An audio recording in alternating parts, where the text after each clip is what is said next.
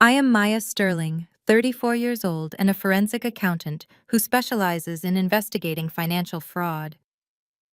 At my grandfather Jeremiah's will reading, the lawyer handed me my entire inheritance, a rundown house in the West End of Atlanta, and a single faded $20 bill. The room immediately exploded with cruel laughter. My younger sister Nia and her arrogant hedge fund manager husband Preston mocked me relentlessly. My father Marcus, a famously wealthy real estate mogul, looked me dead in the eye and sneered. He told me I had wasted 5 years of my life caring for a broke and useless old man, and now I had a pile of absolute junk to show for it. I did not cry or argue. I just smiled, took that worn-out $20 bill, and walked out the door. What my toxic family did not know was that my eyes are professionally trained to spot anomalies. The serial number printed on that bill was not just a random string of digits. It was a precise vault code, a code that unlocked the dark, twisted truth about how my father actually built his $500 million empire, and it was the exact weapon I would use to bring him to his knees and take back everything he stole. Before I continue this story and tell you how I destroyed my family's fake empire, let me know where you are watching from in the comments below. Hit that like button and subscribe if you believe that karma always collects its debts. Growing up in the affluent neighborhoods of Atlanta, the Sterling name represented the ultimate picture of success and Black excellence to the outside world. But behind the heavy oak doors of our gated mansion in Buckhead, emotional cruelty and greed permeated every single interaction. My father ruled our family with an iron fist, completely obsessed with public image, ruthless power, and accumulating wealth at any cost. My mother, Vivian, a former sorority queen, cared infinitely more about maintaining her social status and showing off her designer wardrobe than nurturing her own children. Then there was my sister Nia. She was the undeniable golden child who could simply do no wrong, always showered with lavish gifts and endless praise, while my own academic and professional achievements were entirely ignored. They worshipped money above all else. Because of that greed, they despised my grandfather Jeremiah when his business collapsed. They cut him off completely, leaving him to age in isolation, while they flaunted their luxury cars and exclusive country club memberships. For 5 long years, I was the only person who showed up to care for him. They called me a fool. They called me a total failure who lacked the family ambition. They thought they had finally won and proven their superiority when the lawyer handed me that pathetic $20 bill. But they forgot one crucial detail about who I am. I track dirty money for a living, and I was about to perform a ruthless audit on my own blood.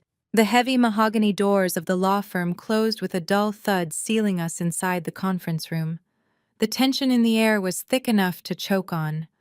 My father, Marcus Sterling, sat at the head of the massive table like a king holding court. He wore a custom-tailored suit that screamed new money and old arrogance. Beside him sat my mother, Vivian. She spent the entire morning adjusting her diamond tennis necklace, acting as if she were waiting for a luxury spa treatment rather than mourning the man who gave her husband his start in life.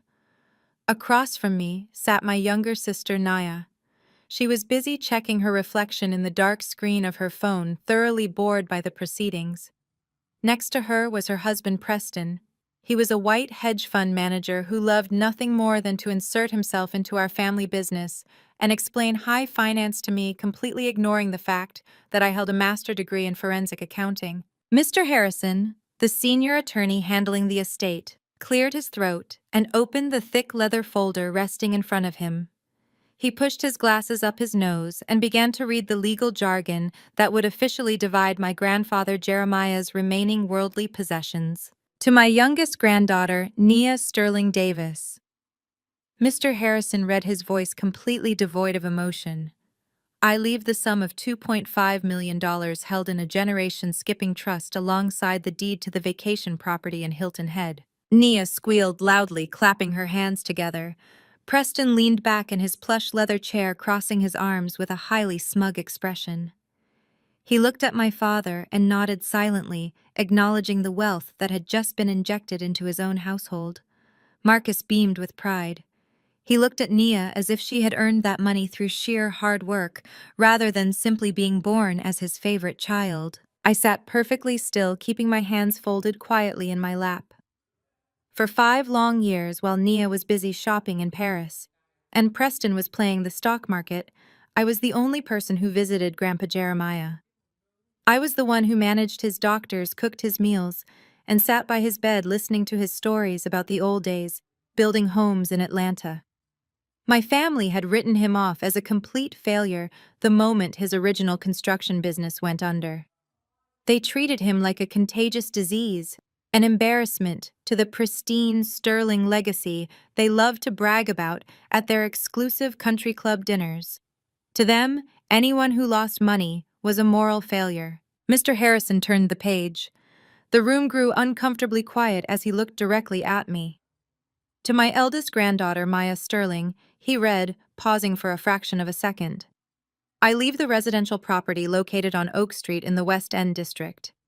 Furthermore, I leave her this single currency note to be delivered exactly as I have instructed. Mr. Harrison reached into his briefcase and pulled out a worn plastic sleeve. He slid it across the wide mahogany table until it stopped right in front of me. Inside the sleeve was a $20 bill. It was faded, creased at the corners, and printed in the year 1996. For a moment, the room was dead silent.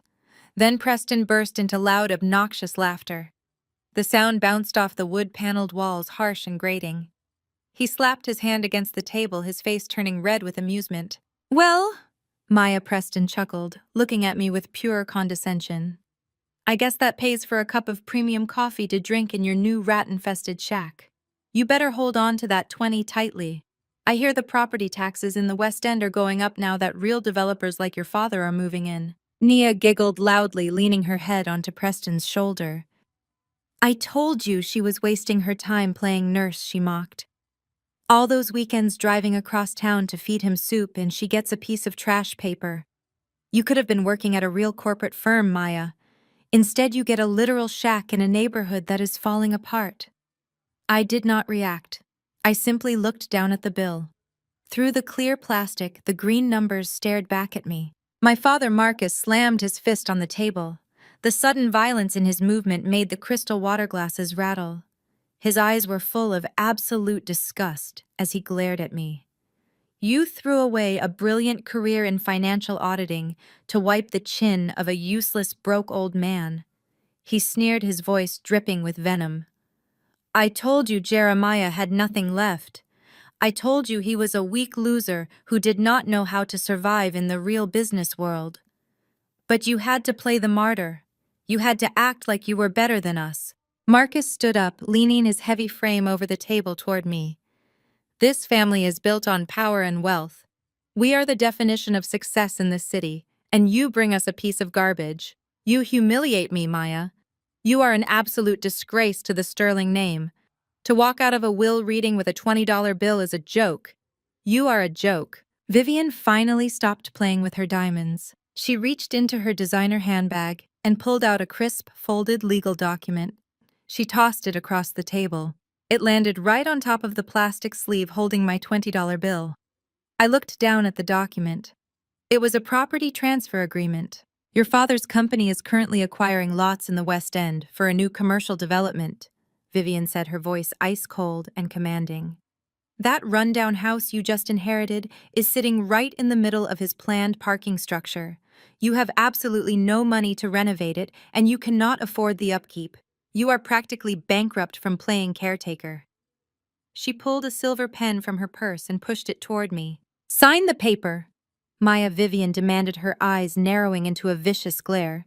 "Sign the papers to transfer that junk house to your father's company right now, you piece of trash." I picked up the heavy silver pen my mother had slid across the table.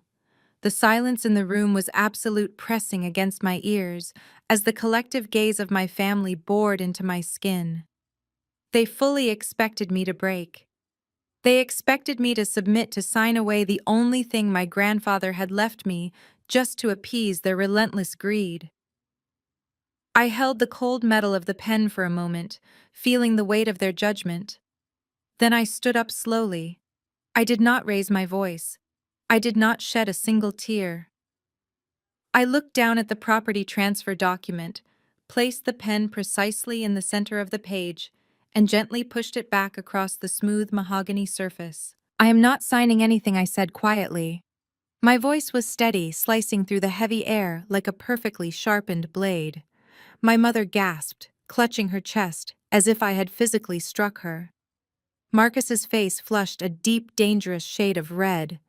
"Don't be stupid," my father barked, slamming his hand on the table again. "That property is a massive liability. It requires back taxes and structural renovations you cannot afford. You have zero capital and 0 cents." Preston let out a patronizing sigh and leaned forward, adopting the tone of a teacher scolding a slow child.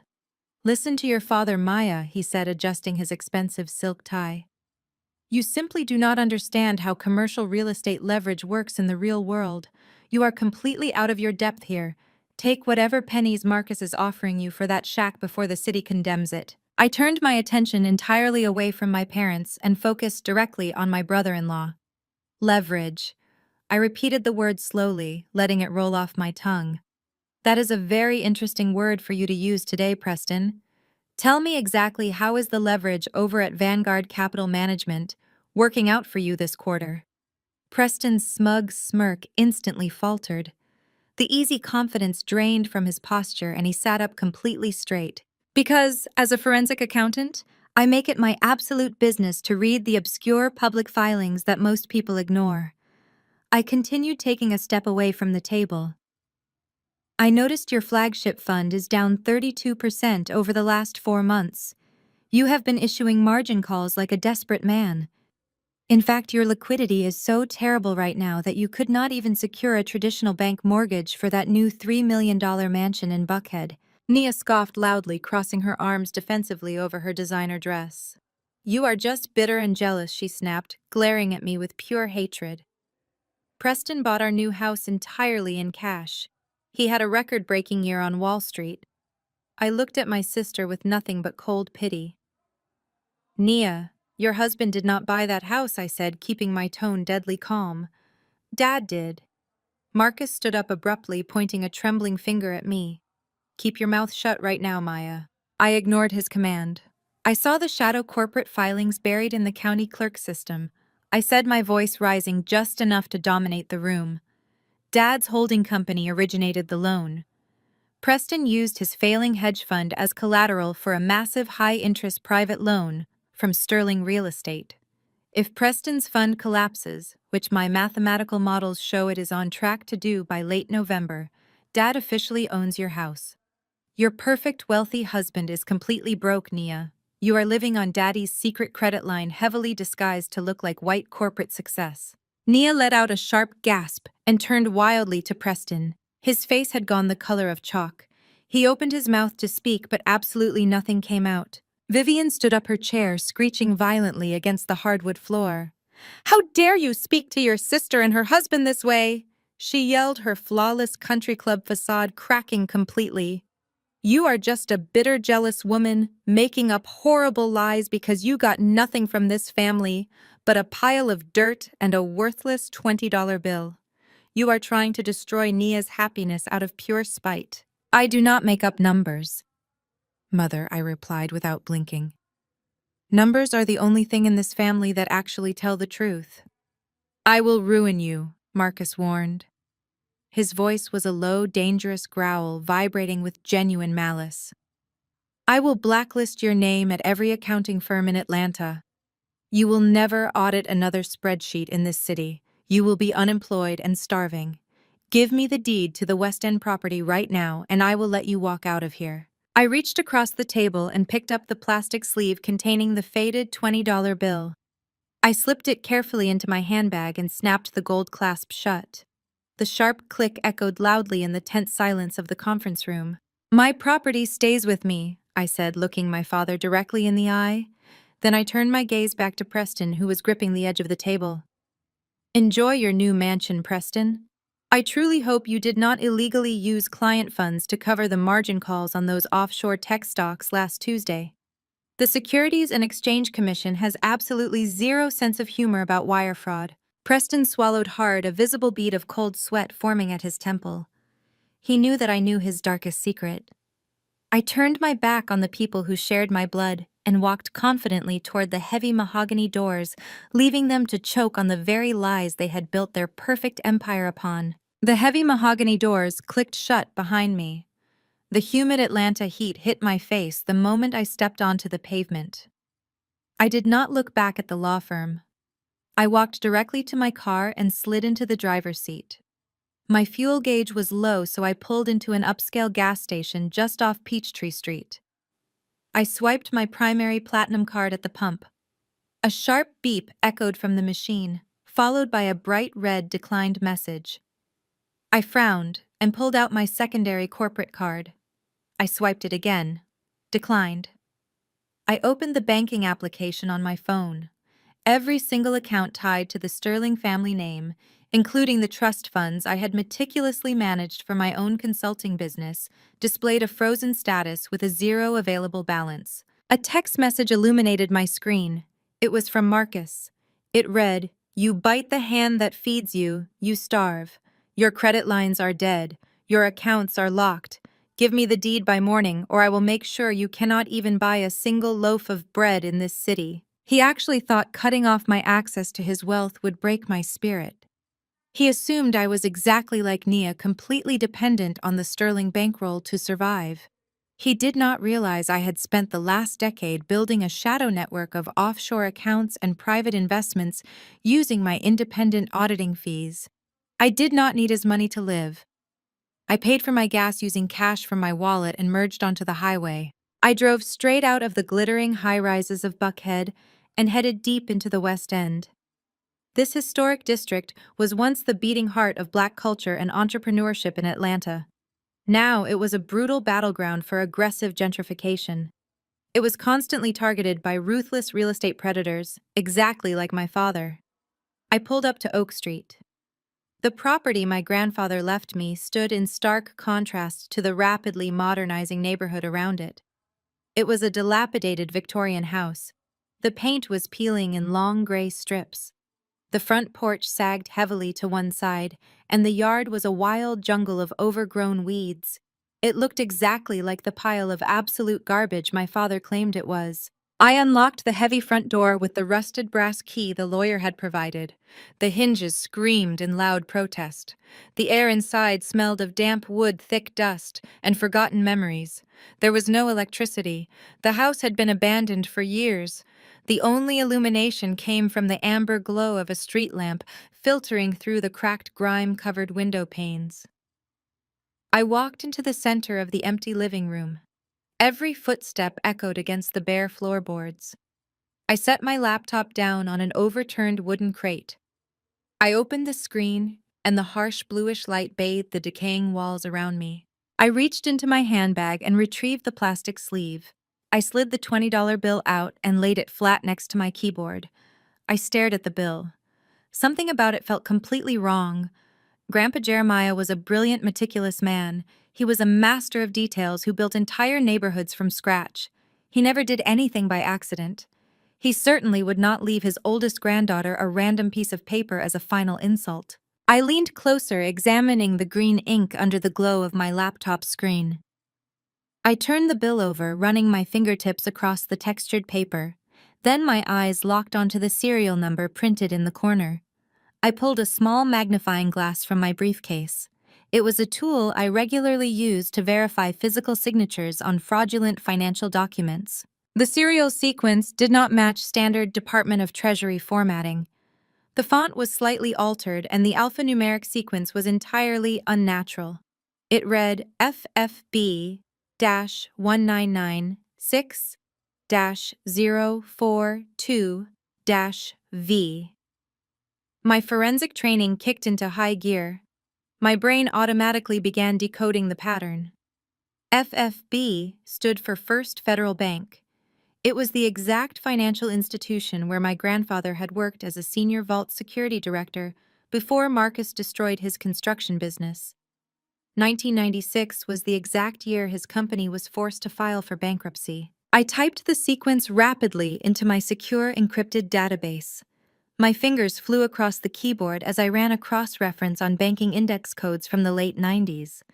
The database returned a positive match in less than 10 seconds. The code was not currency. It was a highly classified routing and identification matrix for a maximum security blind trust vault. 042 was the vault block number. The letter V stood for Verified Biometric Access. My grandfather had not left me $20. He had left me a physical key to a hidden safety deposit box. He knew my father would aggressively monitor every legal document, every will provision, and every bank account tied to his name. Marcus had eyes everywhere in the Atlanta financial sector. The only way to pass something of massive value to me without Marcus intercepting it was to hide it in plain sight. He gave me a complex puzzle he knew only a forensic accountant could solve. He gave me the one thing my father would never look twice at because my father only respected incredibly large numbers. Marcus despised small money.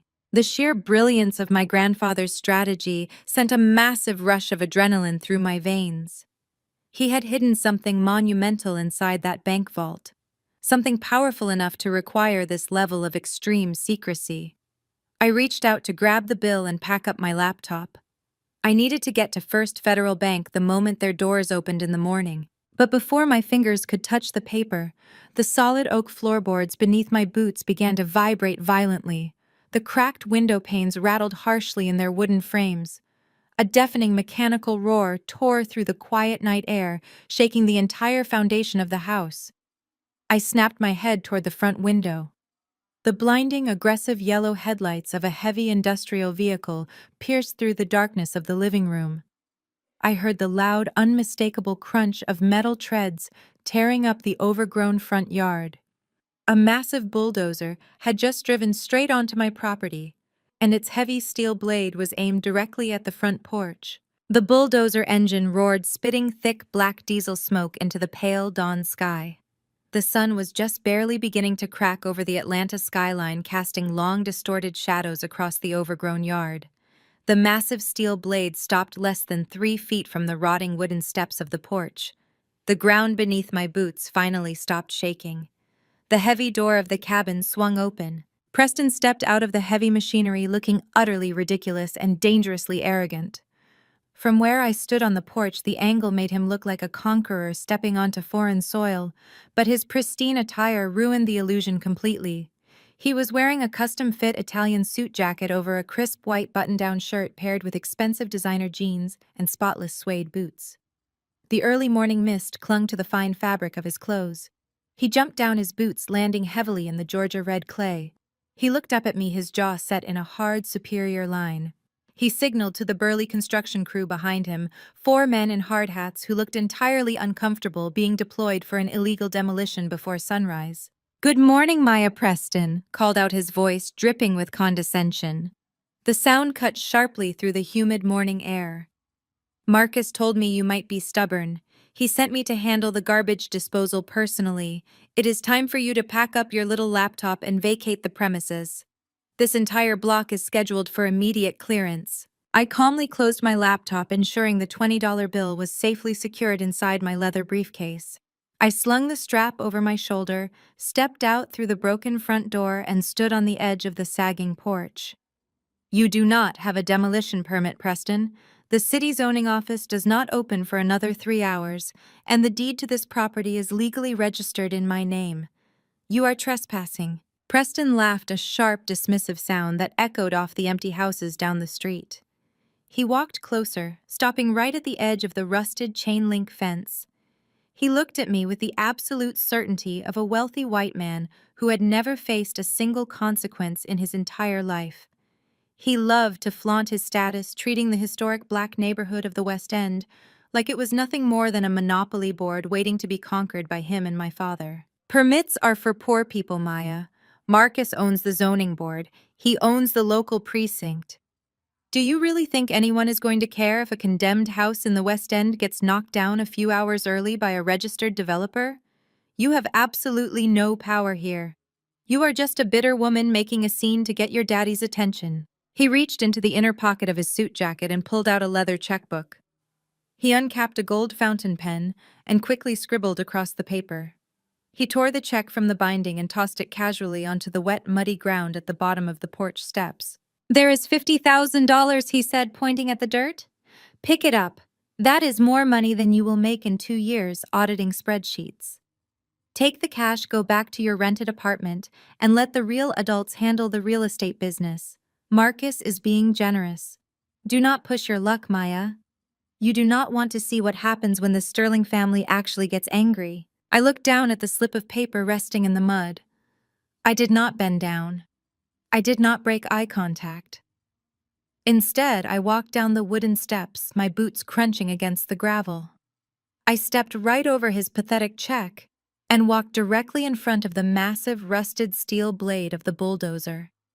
I stood my ground, crossing my arms over my chest.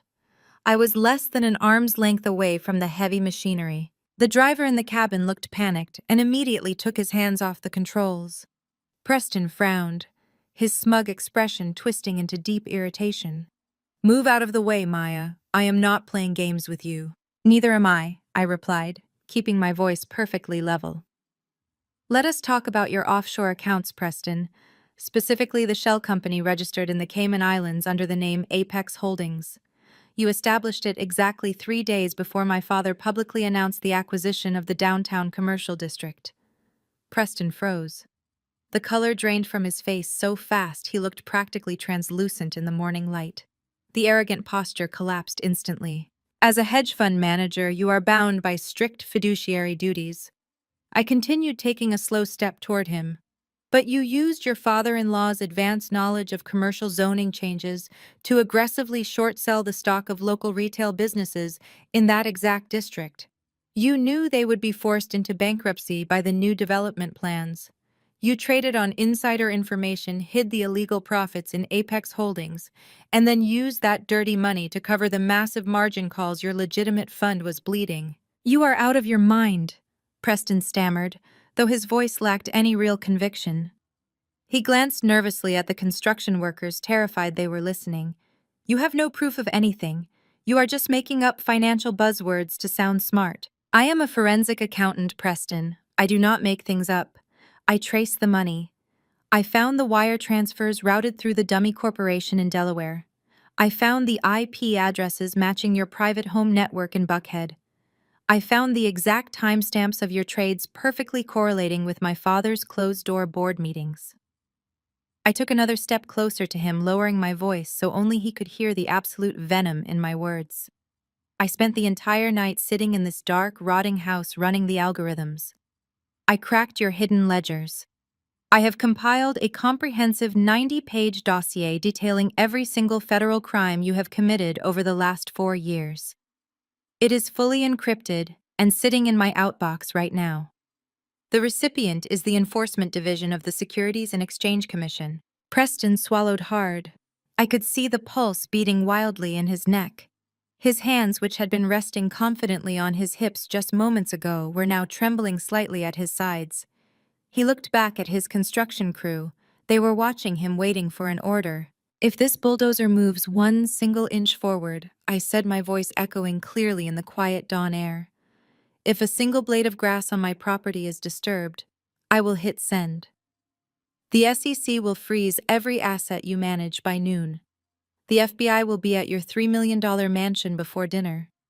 You will be stripped of your licenses, your assets will be seized, and you will spend the next 10 to 15 years in a federal penitentiary explaining to the other inmates how you lost everything because you tried to illegally bulldoze my house." The silence that followed was deafening. The only sound was the low rumbling idle of the bulldozer engine. Preston stared at me, his eyes wide with genuine terror. He finally realized that the woman he had just mocked, the woman he assumed was weak and powerless, held his entire life in the palm of her hand. He was completely outmatched by the very person his family had deemed a failure. He slowly raised his hand and signaled to the driver. "Cut the engine," he ordered, his voice cracking slightly. The massive machine sputtered and died, plunging the yard into heavy silence. The construction workers looked highly confused, but visibly relieved to be backing down. Preston took a step back, his designer boots slipping slightly in the mud. He did not bother picking up the $50,000 check. It lay ruined in the dirt, entirely worthless. He looked at me with a mixture of intense hatred and absolute fear. "You think you have won, Preston?" hissed his face, twisting into an ugly scowl. "You think you are so smart. But you are just delaying the inevitable. Marcus will not let this go. He will use every connection, every politician, and every dollar he has to crush you. You have absolutely no idea the kind of hell he is about to unleash on you." He turned on his heel and marched back toward his luxury SUV, slamming the door shut. I stood perfectly still in the morning mist, watching his taillights disappear down the street, knowing that the war had just officially begun. I did not waste a single second celebrating Preston's retreat.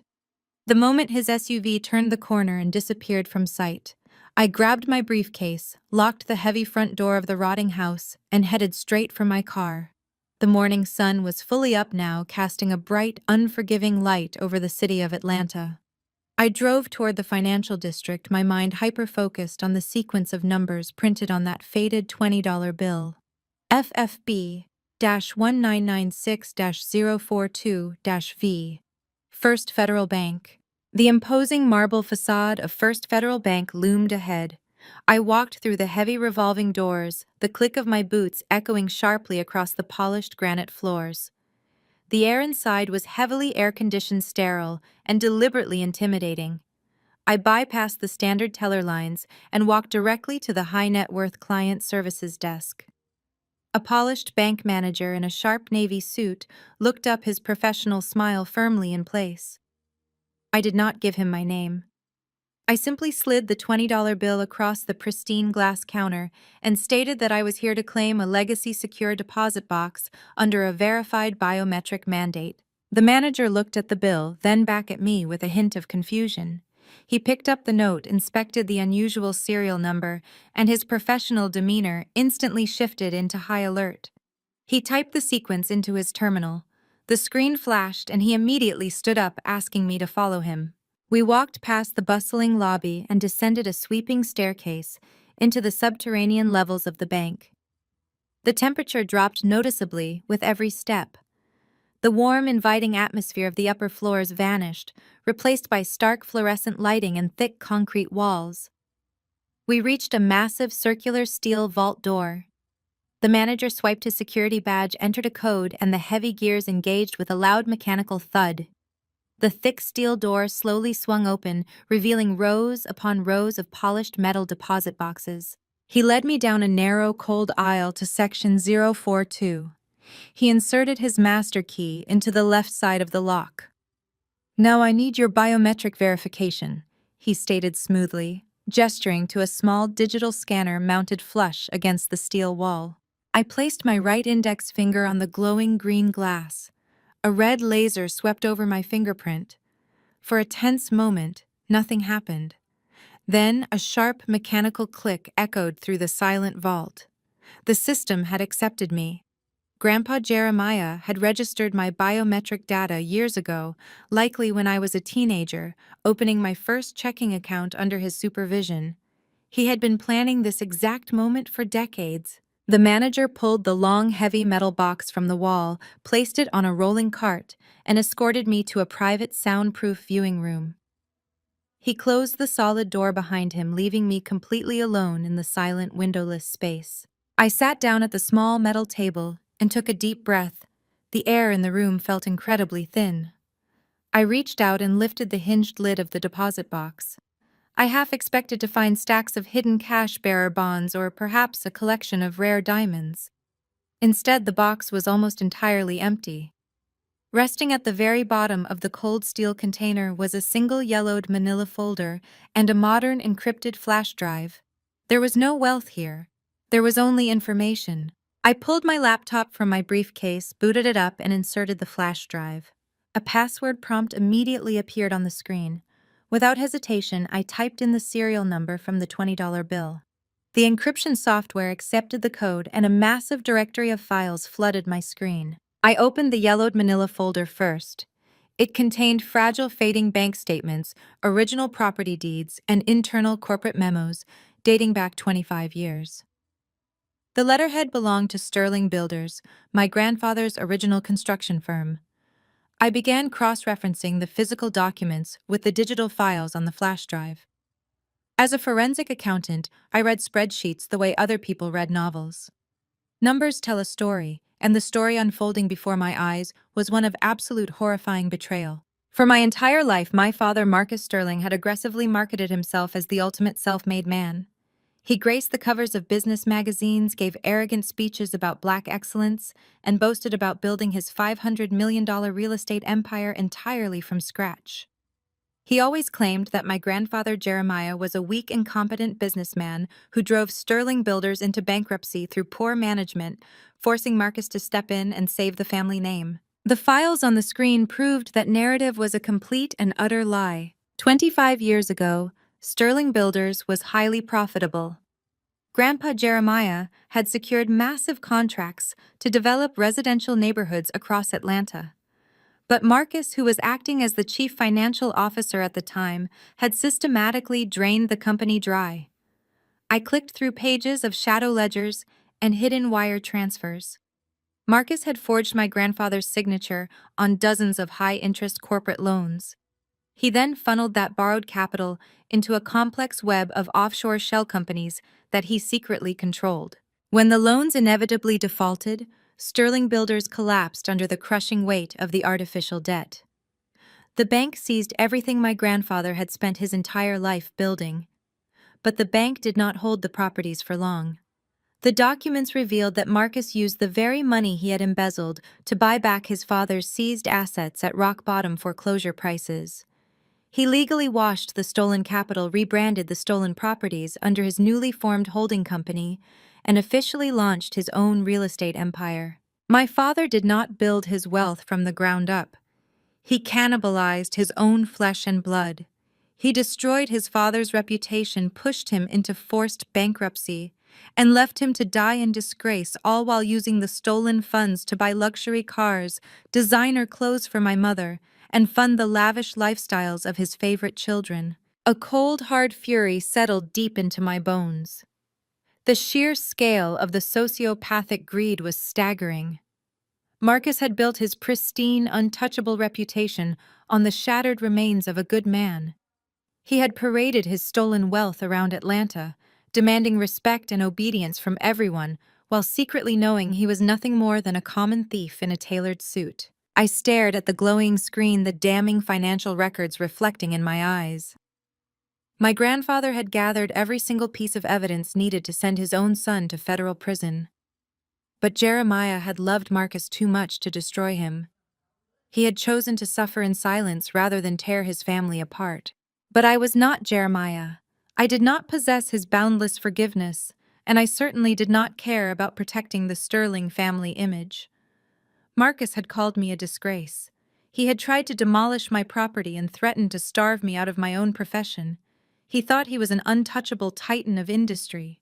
He was wrong. He was just a fraud standing on a house of cards, and I was holding the match that would burn it all to the absolute ground. I did not stop at the historical ledgers. I needed to see exactly how my grandfather's stolen assets were currently funding my father's empire today. I opened a heavily encrypted subfolder labeled Sterling Plaza. This was Marcus's absolute crown jewel. It was a highly publicized $500 million commercial mega project slated to break ground in the West End tomorrow morning. It was the exact development he used to secure massive international investments, elevate his public profile, and cement his status among the Atlanta elite. The blue light of the monitor reflected sharply in my eyes as my gaze darted across the screen.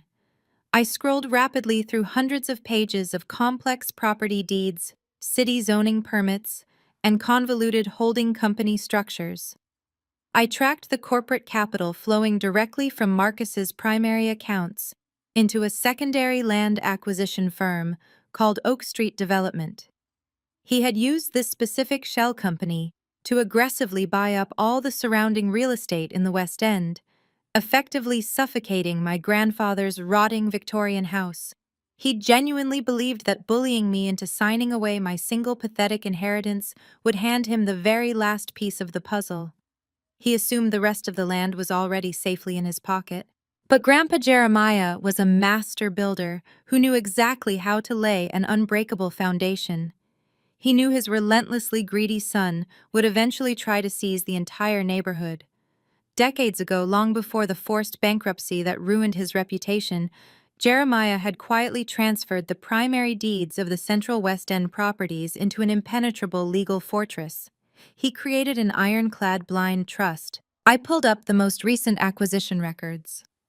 Marcus had recently authorized a massive wire transfer of $50 million to Oak Street Development to finalize the commercial land acquisition for Sterling Plaza.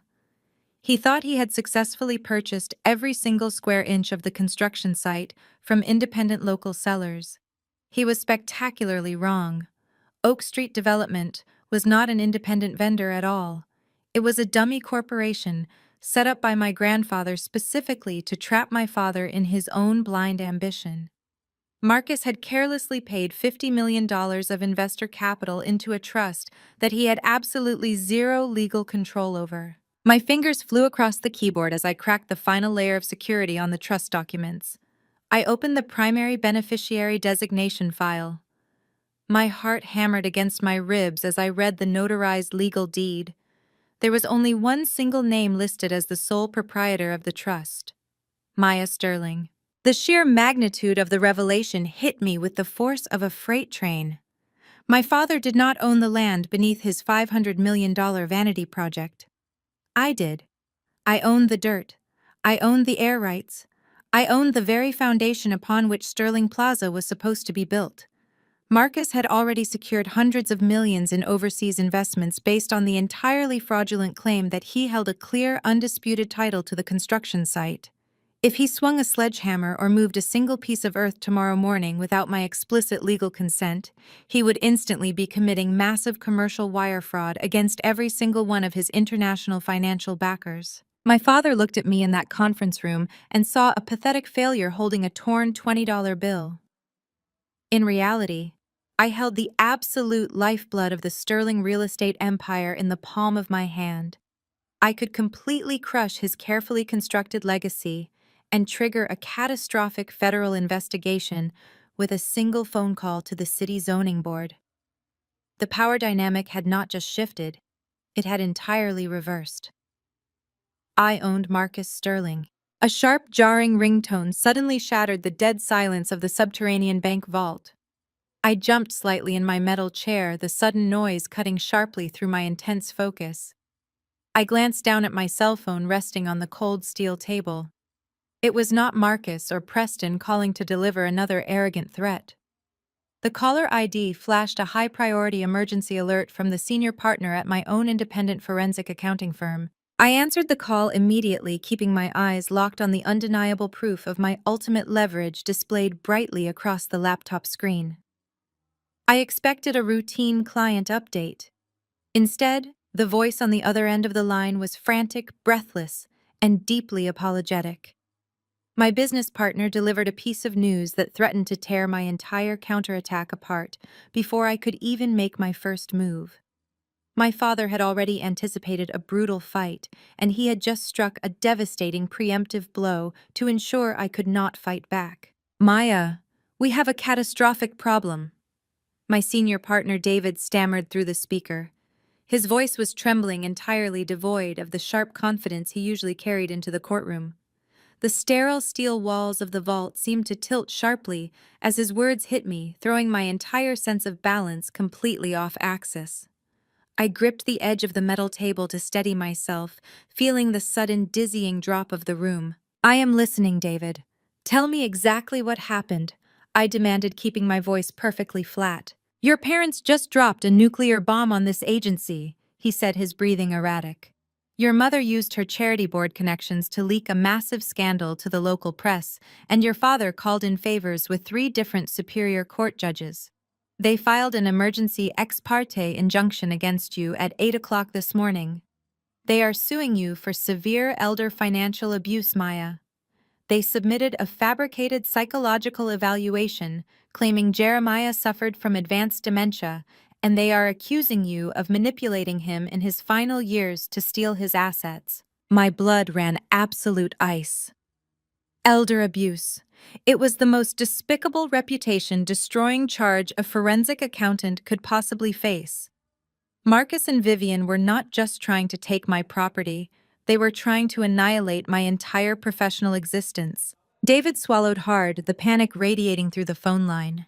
Because of the severity of the allegations and your father's political leverage, the judge signed the order immediately. They froze everything, Maya. Not just the Sterling Trust accounts. They froze your personal checking, your independent savings, and our firm's primary operating accounts. The state licensing board just contacted me. They are threatening to suspend your CPA license pending a full criminal investigation. We have major corporate clients pulling their contracts as we speak. I am so sorry, Maya, but I cannot fight Marcus Sterling. Nobody can. The line went dead. David had hung up, terrified of being caught in the blast radius of my father's wrath. I lowered the phone from my ear. The silence in the underground vault was suffocating. Marcus and Vivian had executed a flawless, coordinated character assassination. They knew I had built a shadow network of independent wealth, and they used their corrupt legal connections to sever my access to every single dime I had earned. They painted me as a manipulative monster who preyed on a dying old man, effectively weaponizing the very care I had provided to my grandfather against me. By cutting off my firm, they ensured I had no allies left to help me fight back. My phone vibrated violently in my hand, shattering the quiet. The caller ID flashed my father's private number. He was watching the board, monitoring the exact moment his attack landed. I swiped the screen and lifted the phone to my ear. I did not say a word. "I told you what happens when you bite the hand that feeds you," Marcus said. His voice was smooth, resonant, and dripping with absolute victory. He sounded like a king admiring a freshly conquered battlefield. "You thought you were so clever, Maya. You thought running a little boutique accounting firm made you a player in this city. You are nothing. You are a discarded pawn." I stared at the glowing screen of my laptop, where the blind trust documents proving my absolute ownership of his $500 million development site remained brightly illuminated. "You are currently radioactive waste in the Atlanta financial sector." My father continued, thoroughly enjoying the sound of his own voice. "Your mother made sure your name is mud at every country club and corporate board in the state. No bank will ever touch you.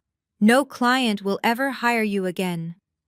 You cannot even afford a decent public defender to protect yourself against the elder fraud charges. I will make sure you face federal prison for exploiting my father." He paused, letting the heavy threat sink in. "But I am a merciful man," Marcus said, his tone shifting into mock sympathy. "I do not want to see my own flesh and blood locked in a penitentiary. I will offer you one final deal. You will sign the West End property deed over to Sterling Real Estate by 5 o'clock this afternoon.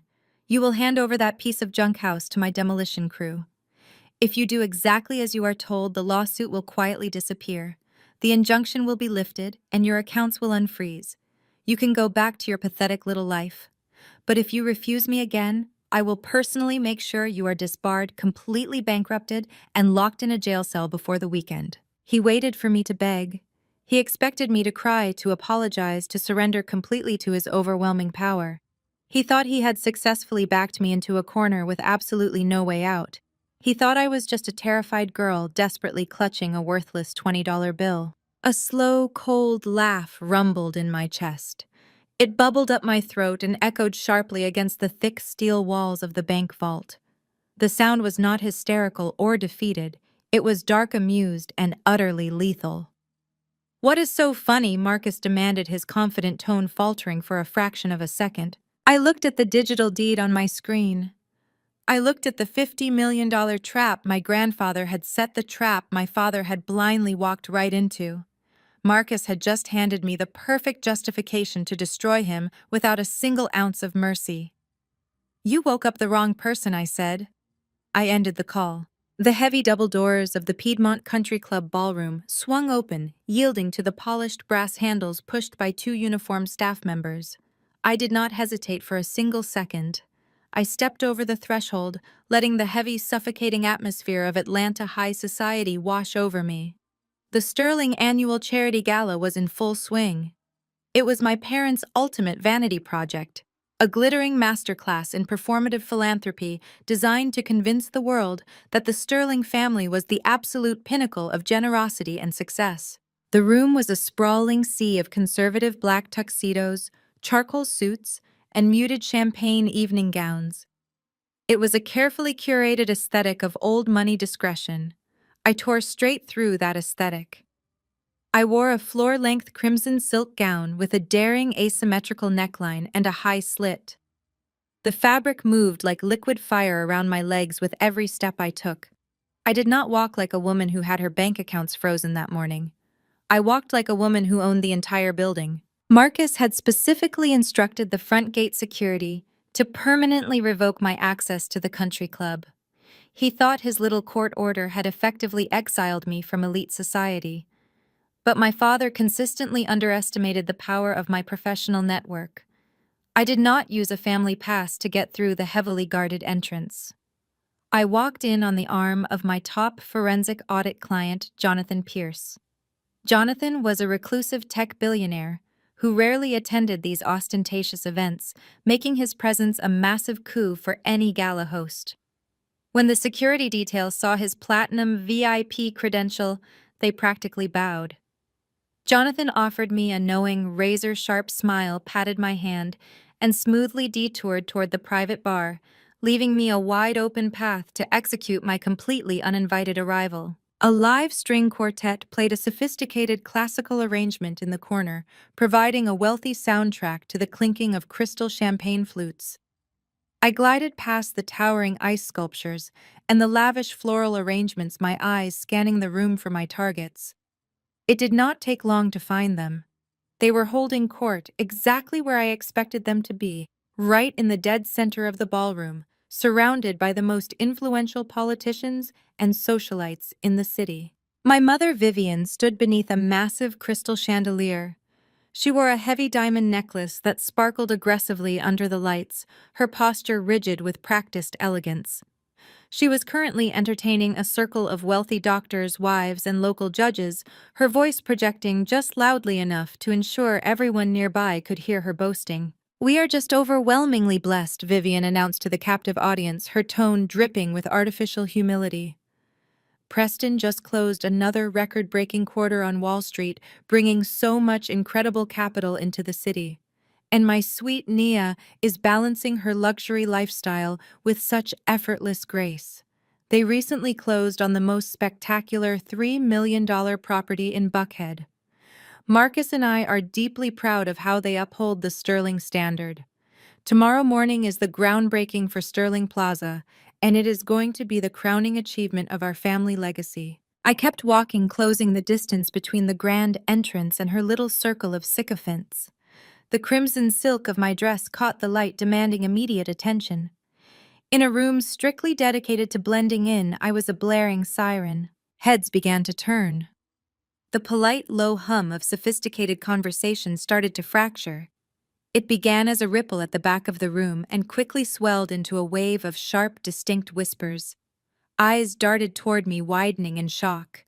The elite guests of Atlanta knew the rumors my parents had been spreading all day.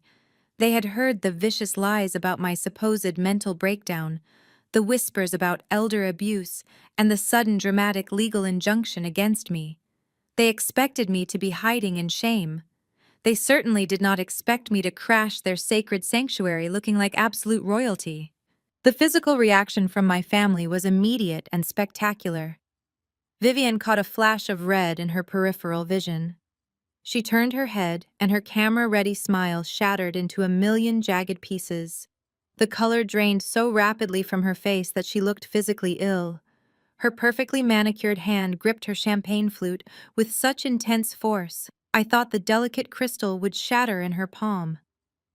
The sophisticated matriarch of the Sterling family was suddenly rendered completely speechless, her jaw hanging slightly open in pure, unadulterated panic. Across the room, standing near the oyster bar with a group of city council members, Marcus stopped mid-sentence. His confident, booming laugh died instantly in his throat. His eyes locked onto me, bulging with absolute fury and utter disbelief.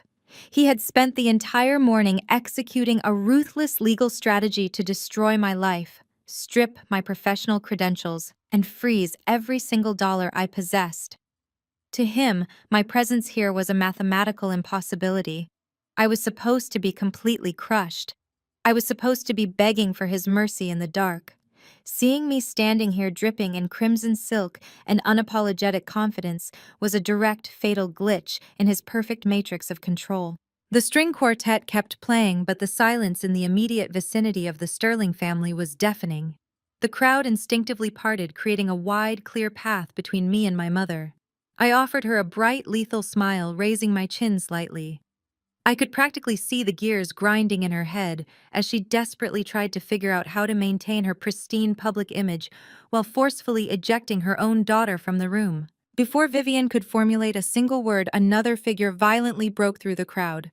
It was my sister Nia. She had been standing near the dessert pavilion, flaunting her designer gown to a group of minor celebrities. The moment she realized I was the cause of the sudden shift in the room's energy, she abandoned her audience completely. Nia marched straight toward me, her designer heels striking the polished marble floor like aggressive gunshots. Her face was twisted into an ugly, furious scowl, stripping away every ounce of the refined elegance she had just been projecting. The golden child of the Sterling family was entirely unhinged by my sheer audacity to exist in her space. She moved with frantic, chaotic energy, closing the distance between us in seconds.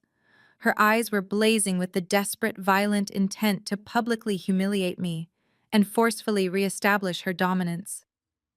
She stopped just inches from my face, her chest heaving, completely ready to spark a massive, destructive confrontation right in front of the most powerful people in Atlanta. Nia stopped so close to me that I could smell the sharp, expensive scent of her designer perfume, mixed with the sour tang of her panic. She held a full crystal glass of dark red wine in her perfectly manicured hand. Her chest heaved with rapid, angry breaths. She looked me up and down, her eyes filled with absolute venom. Then, with a deliberate and calculated flick of her wrist, Nia tipped her glass forward. The dark red wine splashed violently across the bodice of my custom silk gown. Several women in the immediate vicinity gasped loudly, stepping back to avoid the collateral damage. Nia smirked, her confidence momentarily restored by her own petty cruelty. "What exactly are you doing here, Maya?" Nia demanded, her voice loud enough to carry across the silent ballroom. "Did you come here to beg for scraps? Preston told me your accounts were seized this morning. He told me you are completely broke and facing massive legal charges. You have absolutely no right to be in this room. You are just a pathetic failure crashing a party you could never afford. Stop embarrassing this family and get out before I have you thrown into the street." I did not flinch. I did not step back. I looked down at the dark wine staining my crimson dress, and then looked back up into my sister's eyes. "You threw red wine on a dark crimson dress, Nia," I said, keeping my voice perfectly calm and steady. "You always were completely terrible at basic strategic planning." Before Nia could respond to the insult, my mother lunged forward. Vivian grabbed my arm, her manicured fingernails digging painfully into my skin. She tried to aggressively pull me into a shadowed alcove away from the staring eyes of the city's elite, but I planted my heels into the marble floor and refused to move a single inch. If she wanted to have this conversation, we were going to have it right here under the crystal chandeliers. "You are a disgusting stain on this family," Vivian hissed through her teeth, her voice vibrating with pure rage. Her elegant facade had completely dissolved, revealing the vicious, desperate woman hiding underneath. "You think you can waltz in here and ruin my charity gala? You think you can extort money from your father's $500 million project with that rotting piece of garbage property? I will not let you destroy our reputation." Vivian turned frantically toward the nearest country club staff member. "Security!" she yelled, her voice echoing sharply. "Get this woman out of my sight immediately! She is trespassing!" I smoothly pulled my arm out of my mother's harsh grip. The surrounding crowd of politicians, judges, and high society wives watched in absolute silence, completely captivated by the dramatic implosion of the flawless Sterling family. I looked directly at the wealthy women Vivian had been desperately trying to impress just moments before. Then I turned my gaze back to my mother. You are standing here wearing a $100,000 diamond necklace. Mother, I said, raising my voice so every single person in the room could hear me with crystal clarity. Yet you are completely blind to the absolute financial ruin happening under your own roof. You love to brag to your country club friends about your perfect daughter and her flawless husband. You love to boast about your pristine family legacy. This entire family is completely hollow. Vivian opened her mouth to argue, but I did not give her the chance. I turned my absolute focus onto my sister. You tell everyone you are a prestigious, successful cosmetic surgeon. Nia, I stated, stepping closer to her until she was forced to take a step back. But you conveniently leave out the part where your luxury clinic is currently facing 3 massive medical malpractice lawsuits. You leave out the part where your operating licenses are under review by the state medical board. Your business is not successful. Your business is weeks away from absolute catastrophic bankruptcy. Nia's face drained of all color. The smug, arrogant smirk was instantly wiped away, replaced by raw, naked terror. She looked around at the crowd, realizing that her darkest secrets were being broadcast to the most powerful gossips in Atlanta. That is a complete lie. Nia stammered, her voice shaking violently. You are making things up because you are jealous. I do not make things up, I countered swiftly.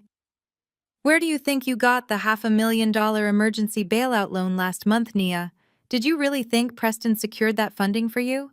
Preston is completely broke. He secretly mortgaged your brand new $3 million Buckhead mansion to dump cash into high-risk offshore crypto accounts, and he lost every single penny of it.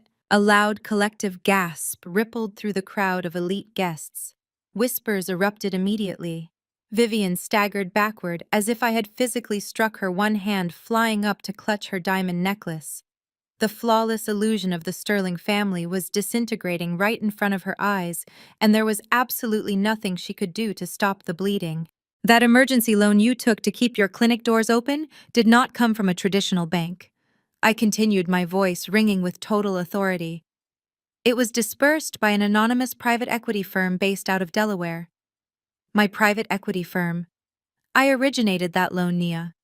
And effective as of 5 minutes ago, I officially recalled the entire balance due to a critical breach of your financial covenants. You do not have the cash to pay me back. Your clinic is done. Your mansion is heavily mortgaged to our father, and your husband is facing federal prison time for wire fraud. You have absolutely nothing left. Nia let out a choked, desperate sob. Her knees buckled slightly, and she had to grab the edge of a nearby cocktail table to keep from collapsing onto the marble floor. Vivian stared at me with wide, horrified eyes, completely paralyzed by the sheer magnitude of the destruction I had just unleashed. The society wives who had been fawning over my mother just minutes ago were now actively stepping away from her, physically distancing themselves from the toxic fallout of our family scandal. The air in the ballroom shifted dramatically. The crowd parted like the Red Sea as a towering, furious figure stormed through the center of the room. It was my father. Marcus Sterling marched toward us with a look of absolute murder etched across his features. His fists were clenched so tightly his knuckles were completely white. He was flanked by 4 massive private security guards, their expressions grim and ready for violence. Marcus stopped right in front of me, his chest heaving with explosive rage. The veins in his neck were pulsing visibly. He had just watched his carefully crafted empire of lies get publicly slaughtered by the daughter he had thrown away like trash. I told you I would destroy you, Marcus growled, his voice a low, terrifying rumble that carried over the silent crowd. I gave you a chance to walk away quietly, and instead, you come into my house and disrespect me in front of my peers. You are dead to me, Maya. You are dead to this city. He turned to the security guards and pointed a trembling finger directly at my face. Drag her out of here, Marcus ordered, his voice echoing with absolute authority. Throw her into the street where she belongs. The guards stepped forward, but I did not even flinch. I held my ground, staring directly into my father's furious eyes. You hold on to that $20 bill? Marcus sneered, his face twisted into an ugly, hateful mask. You hold on to that pathetic little souvenir from your useless grandfather, and you go live the rest of your miserable, failed life in the dirt, because after tonight you will never step foot in this society again. I looked at my father, taking in his blind arrogance and his desperate need to maintain control. He thought he was throwing me out in disgrace. He had absolutely no idea what was waiting for him at sunrise. Two heavily muscled security guards lunged forward, reaching out with thick hands to grab my arms. I did not flinch. I did not step back.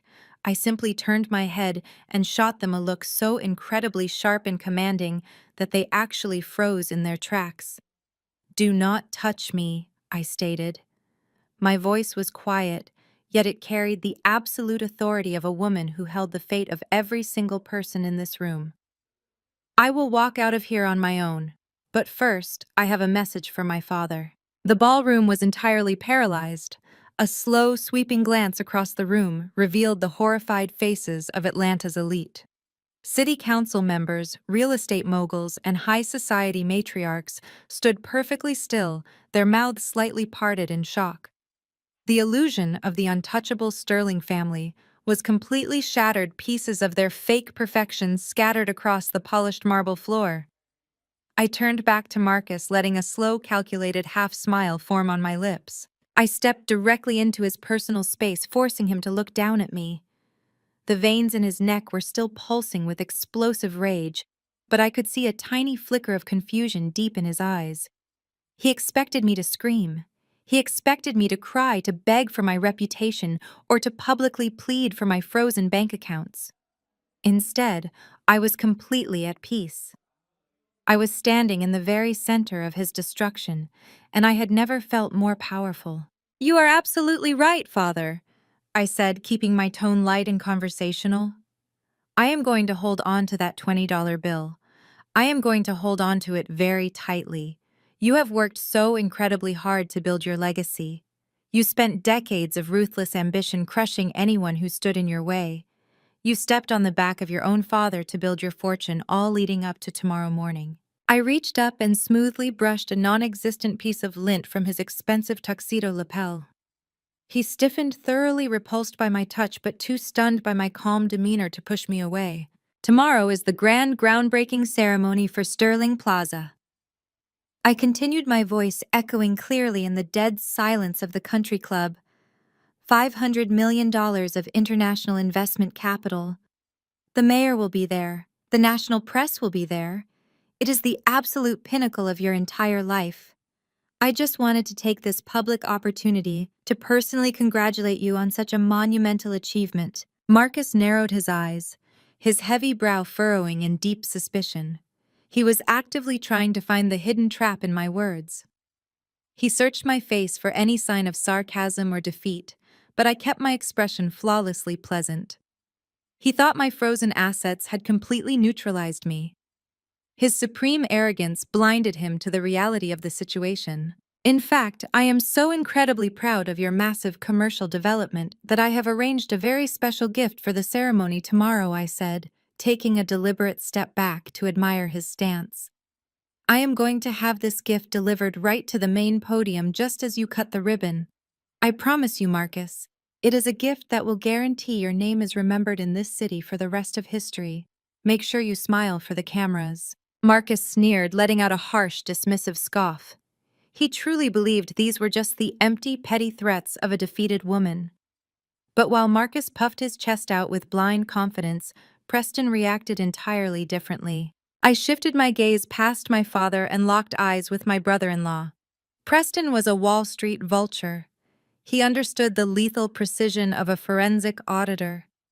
He watched my face, and the horrific realization suddenly hit his body like a physical blow. He knew I had already cracked his offshore shell companies. He knew I had decimated his hedge fund and exposed his fraudulent margin calls. And looking at my absolute terrifying confidence now, Preston suddenly connected the dots. If I was this utterly fearless after having my accounts frozen, and if I was bringing up the Sterling Plaza land development, it meant I knew something catastrophic. All the color completely drained from Preston's face. A thick layer of cold sweat broke out across his forehead, gleaming under the bright crystal chandeliers. He took a stumbling step backward, his breath hitching audibly in his throat. He looked at Marcus, who was still glaring at me with foolish pride, and then he looked back at me. Preston's eyes were wide with pure, unfiltered panic. His hands began to shake at his sides. He finally understood the gravity of my words. He realized that tomorrow was not going to be a celebration. Tomorrow was going to be an absolute unmitigated massacre. I gave Preston one final knowing nod. I let him choke on his own impending doom. Then I turned my back on my father, my mother, and my sister. I walked straight down the center of the grand ballroom, the crimson silk of my dress flowing elegantly behind me. The crowd parted silently, giving me a wide, respectful berth. The high society wives who had shunned me moments ago now averted their eyes, terrified of catching my attention. I heard the sharp, frantic whispers erupting the moment I passed them, the sound of my family's reputation burning to ash in real time. I walked out of the heavy double doors and stepped into the cool, humid Atlanta night air. I did not look back. I got into the waiting car with my client, Jonathan Pierce, leaving the Sterling family inside to enjoy the very last night of their fake hollow empire. The trap was fully set, and at sunrise the jaws were going to snap shut. The morning sun beat down relentlessly on the West End, baking the red Georgia clay. The site of the future Sterling Plaza had been transformed overnight from a neglected neighborhood block into a spectacular staging ground for corporate theater. A massive white event tent was erected directly over the very spot where my grandfather's rotting Victorian house still stood, strategically hidden behind towering glossy barricades, displaying digital renderings of the proposed $500 million megastructure. A pristine red carpet was rolled out over the dirt, leading up to a raised wooden podium flanked by gigantic floral arrangements. Hundreds of folding chairs were filled with the most powerful people in the state. International investors who had flown in from Dubai and London sat in the front rows wearing tailored suits and expectant smiles. The mayor of Atlanta was seated right next to the podium, chatting amiably with the city's zoning commissioners. Dozens of local and national news reporters lined the perimeter, their heavy broadcast cameras positioned to capture every single second of the historic, groundbreaking ceremony. My mother Vivian sat in the VIP section wearing a pristine white designer suit and oversized sunglasses, waving flawlessly to the press. Nia sat beside her, though her smile looked incredibly strained in the harsh daylight. Preston sat on the other side of Nia, looking absolutely catastrophic. He was sweating profusely despite the cooling fans blowing across the tent. His eyes darted nervously toward the street every few seconds, his knee bouncing uncontrollably. He was the only one in the Sterling family who truly understood that a bomb was ticking under their chairs. But my father Marcus noticed absolutely none of this. He stood behind the thick acrylic podium, looking like an absolute conqueror. He puffed his chest out, gripping the edges of the podium with heavy, victorious hands. He had dismissed my warnings from the country club as the desperate, empty threats of a defeated woman. He truly believed he had won. He believed his legal injunction had permanently paralyzed me, and that his legacy was completely bulletproof. Marcus leaned into the microphone, and his booming voice echoed across the massive construction site through the state-of-the-art sound system. "Thank you all for being here on this monumental morning," Marcus began, flashing his signature charismatic smile at the flashing cameras. "Today we are not just breaking ground on a $500 million commercial plaza. We are breaking ground on the future of Atlanta. We are bringing unprecedented generational wealth back into a historic community. We stand today on the shoulders of giants. I built this empire with the values taught to me by my late father, Jeremiah Sterling. He taught me that true vision requires bold, unapologetic action. He taught me to build from the ground up." The absolute hypocrisy of his words was staggering. He was invoking the name of the very man he had bankrupted and destroyed, using his father's memory as a cheap marketing tool to impress foreign investors. The crowd, entirely ignorant of the dark truth, erupted into loud, enthusiastic applause. "This plaza will stand as a towering monument to Black excellence," Marcus continued, raising his hands to silence the clapping. It will be a testament to what we can achieve when we refuse to take no for an answer. We have secured the land, we have secured the capital, and today we officially secure our permanent place in the history of this great city. The mayor stood up from his seat, beaming brightly. He walked over to the podium carrying a velvet cushion. Resting on top of the dark blue velvet was a massive pair of ceremonial golden scissors. Marcus grasped the golden handles, lifting the scissors high into the air so every single photographer could get the perfect shot. A thick, wide ribbon of bright red silk was stretched across the center of the stage, symbolizing the official start of the demolition and construction phase. Marcus stepped forward, positioning the open blades of the golden scissors around the tight red silk. The crowd quieted down, a collective hush falling over the plaza as everyone waited for the ceremonial cut. Vivian stood up in the front row, clapping her hands together with artificial joy. Nia forced a weak smile for the cameras. Preston looked like he was about to vomit directly onto his expensive Italian shoes. Marcus took a deep breath, his eyes gleaming with unmatched arrogance. He prepared to squeeze the golden handles together. Before the metal blades could even touch the silk ribbon, a piercing, high-pitched wail shattered the quiet morning air. It was not the distant sound of a passing police cruiser. The deafening siren was right on top of them. The heavy, blaring noise completely drowned out the classical background music playing through the event speakers. Marcus froze, the golden scissors suspended mid-air. The reporters lowered their cameras, turning their heads in mass confusion. A convoy of 4 massive, unmarked black SUVs turned violently off the main street. They did not stop at the valet station. They did not pause at the VIP security checkpoint. The heavy vehicles smashed right through the temporary traffic barricades, tearing down the glossy promotional banners of Sterling Plaza. They drove aggressively onto the construction site, their thick tires kicking up massive clouds of dry red dirt directly onto the pristine red carpet. The SUV screeched to a sudden synchronized halt right in front of the main stage, completely blocking the view of the international investors. The dust settled over the horrified crowd.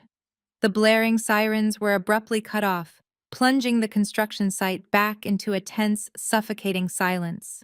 Marcus lowered the golden scissors, his face twisting into an ugly mask of outrage. He glared at the vehicles, completely furious that his perfect photo opportunity had been ruined. He opened his mouth to shout at his private security detail to remove the intruders. The heavy doors of the lead SUV swung open simultaneously. I stepped out of the back seat first. I was not wearing crimson silk anymore. I wore a razor-sharp tailored charcoal business suit. My hair was pulled back into a severe, uncompromising style. I carried a thick, heavy leather briefcase in my right hand. I moved with slow, absolute precision, my heels crunching audibly against the dirt and gravel. I did not come alone. As I stepped forward, the men in the vehicles behind me filed out in perfect unison. They were not private security guards. They wore dark tactical windbreakers with 3 bold, bright yellow letters printed clearly across their backs. FBI. I walked directly toward the stage, my eyes locked dead onto my father's face. Following closely over my right shoulder was the lead federal agent of the Financial Crimes Division.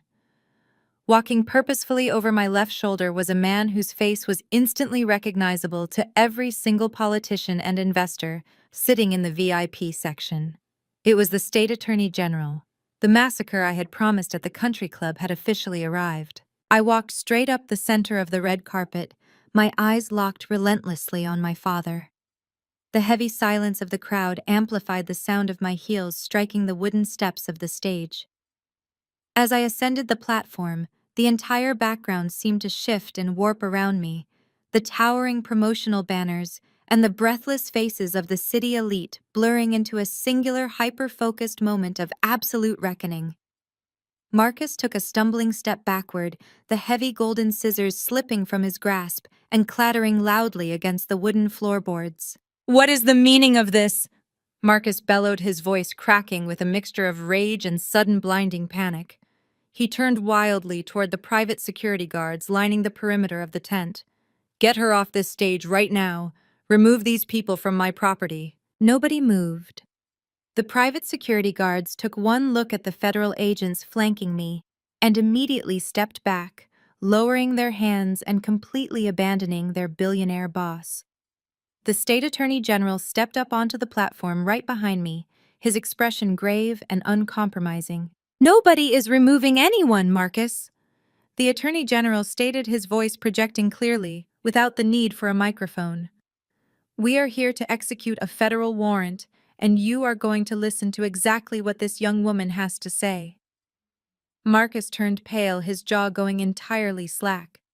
He looked at the federal agents, then at the attorney general, and finally at me. He looked like a man who had just realized the bridge he was standing on had already collapsed beneath his feet. I did not wait for him to process his destruction. I stepped directly into his personal space, reaching out with swift, calculated precision, and ripped the microphone straight out of his trembling hand. A sharp screech of audio feedback pierced the air, causing several people in the front rows to cover their ears. The noise commanded the absolute attention of every single person on the construction site. I turned my back on my father and faced the sea of flashing cameras, wealthy politicians, and international financiers. "My name is Maya Sterling," I announced, my voice echoing like thunder across the West End. "I am a licensed forensic accountant, and I am the granddaughter of Jeremiah Sterling, the man whose legacy is being used to sell you this massive development. I am standing here today to inform every single investor, city official, and media outlet in this tent that the $500 million Sterling Plaza megaproject is a complete, unmitigated fraud." A collective, horrified gasp rippled through the VIP section. The mayor of Atlanta gripped the arms of his folding chair, his face draining of all color. The foreign investors in the front row stopped smiling instantly, their posture turning rigid as my words translated through their earpieces. Marcus lunged forward desperately, trying to snatch the microphone back. "Turn that off!" he screamed, spit flying from his lips. "She is insane. She is a bitter, disowned child making up lies to extort me. Arrest her!" Two FBI agents immediately stepped between us, placing their hands firmly on my father's chest and shoving him forcefully back against the decorative floral arrangements. He stumbled, his expensive suit wrinkling as he gasped for air, completely powerless to stop the broadcast of his own ruin. I placed my heavy leather briefcase on the acrylic podium, popping the brass latches open. I pulled out a thick stack of certified legal documents bearing the official seal of the state Supreme Court. I held them up high so the morning sun caught the glossy texture of the paper. "Marcus Sterling does not own the ground you are currently sitting on," I declared, driving the final nail into the coffin of his empire. "He does not hold the deed. He does not own the air rights. He does not possess a single legal permit to move a single grain of dirt on this city block. For the past 6 months, he has been courting hundreds of millions of dollars in international investment capital based on forged preliminary land surveys and outright lies." I turned slightly, ensuring the news cameras had a clear view of the documents in my hand. 4 days ago, Marcus Sterling authorized a wire transfer of $50 million of your investment capital. I continued, pointing directly at the front row of financiers. He transferred that money to a land acquisition firm called Oak Street Development, believing he was purchasing the final crucial parcels of real estate required to build Sterling Plaza. He told his board of directors that the acquisition was complete. He told the city zoning commission that the title was clear. He was entirely wrong. I paused, letting the heavy, suffocating reality settle over the crowd. Vivian had stood up from her seat, her hands covering her mouth in pure terror. Nia was shaking violently next to her. "Oak Street Development is not an independent real estate vendor." I revealed, my voice cold and surgical. "It is a dummy corporation. It is a shell company that funnels directly into a secure generation, skipping blind trust established 25 years ago by my grandfather, Jeremiah Sterling. My father blindly wired $50 million of your money into a bank account that he has absolutely zero legal control over. He bought nothing. He just handed away your money. And the sole legal beneficiary of that blind trust, the only person on earth who holds the absolute, undisputed deed to this entire commercial block, is me." The silence that followed was so profound, I could hear the wind rustling the canvas of the event tent. I turned and handed the stack of certified documents directly to the state attorney general. He held them up, nodding gravely to the press, to visually confirm that every single word I had just spoken was the absolute, undeniable truth. By attempting to break ground today on land he does not own using investor funds he falsely secured through misrepresented assets, Marcus Sterling has committed massive systemic wire fraud. I concluded, my eyes sweeping over the paralyzed crowd. Sterling Plaza is a ghost. It does not exist, and it never will. For a fraction of a second, the world stood perfectly still. Then the entire construction site exploded into absolute unprecedented chaos. The illusion shattered violently. The international investors in the front row erupted from their seats, their faces twisted in furious panic. They threw their glossy promotional brochures onto the red dirt, shouting aggressively in multiple languages. They pulled out their cell phones, frantically screaming at their portfolio managers to freeze their asset transfers and pull their funding immediately. The mayor of Atlanta turned to his aides, his face purple with political terror, frantically ordering them to distance his administration from the Sterling family as fast as humanly possible. The reporters broke past the velvet ropes, rushing the stage like a pack of starving wolves. Camera flashes went off in a blinding, chaotic strobe light effect, capturing the exact moment the most powerful real estate dynasty in the state crumbled to dust. The crowd surged forward, a tidal wave of angry, desperate investors demanding their millions back from a man who no longer had a single penny to his name. The screaming investors were drowning out the sound of the sirens outside.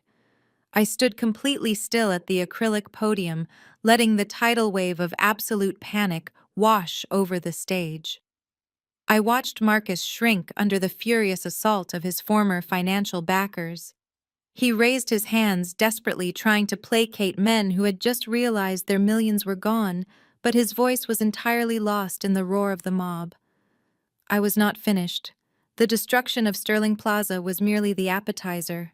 I reached into the breast pocket of my tailored charcoal business suit and withdrew the protective plastic sleeve. I slid the worn, faded paper out into the harsh morning sunlight. I leaned back into the microphone. The sheer cutting volume of the feedback loop I triggered sliced through the chaos, forcing the angry crowd into a stunned, ringing silence. I held my arm high above my head, pinching the top corners of the $20 bill so every single camera could focus directly on the green ink. The heavy broadcast lenses of the National Press Corps mechanically zoomed in, capturing an extreme close-up of the faded texture, the creased edges, and the highly specific serial number printed in the corner. "Take a very close look at this!"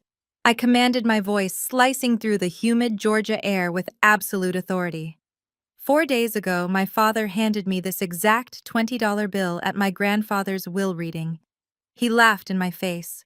He called it a piece of trash. He told me it was the pathetic, worthless inheritance of a broken, useless old man. I lowered the bill just enough to lock eyes with Marcus. He was sweating heavily, his breathing ragged as he stared at the money in my hand. "But my grandfather Jeremiah was not a broken man, Marcus," I said, projecting my words, so they echoed off the canvas walls of the event tent. He was a master architect who knew exactly how to dismantle the thief who destroyed his life. The crowd held its collective breath. The reporters were typing frantically on their tablets, broadcasting the scandal live to the entire country. "The serial number printed on this bill is not standard currency," I announced to the captivated audience. "It is a highly classified routing matrix. It is the biometric access code to a maximum security vault at First Federal Bank. And inside that underground vault, my grandfather left me the absolute, undeniable proof of the greatest financial crime in the history of this city." Marcus swayed on his feet.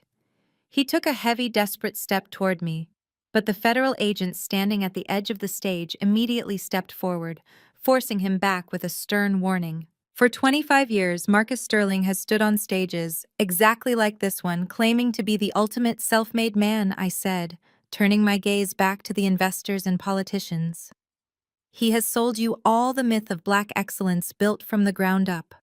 It is a complete and total fabrication. 25 years ago, Marcus acted as the chief financial officer for his own father's construction firm, and he systematically bled that company dry. The absolute horror on the faces of the investors was now mixing with pure, unadulterated disgust. The mayor of Atlanta was practically sprinting toward his waiting vehicle, desperate to escape the blast radius of the scandal. Vivian was sobbing uncontrollably in the front row, her perfectly styled hair falling in messy strands across her tear-stained face. I have provided the FBI and the state attorney general with hundreds of pages of original physical banking ledgers. I continued, pointing directly at the federal agents who were now securing the perimeter of the stage. Marcus forged my grandfather's signature on dozens of high-interest corporate loans. He embezzled that massive capital into offshore shell companies, intentionally forcing his own father into catastrophic bankruptcy. Then he used that exact stolen money to buy back the foreclosed assets for pennies on the dollar.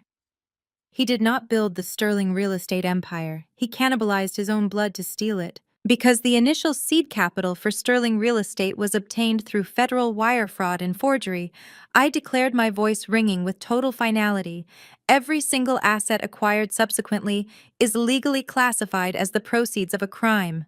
Every skyscraper, every luxury condominium, every country club membership, and every dollar in the Sterling family bank accounts is entirely tainted. It is all dirty money. I looked directly at my father. He was no longer the imposing, arrogant titan of industry. He looked small, fragile, and utterly terrified. The federal government is not just halting this construction project, Marcus, I said, delivering the final fatal blow. They are initiating a total asset forfeiture. The mansion in Buckhead, the luxury cars, the corporate accounts.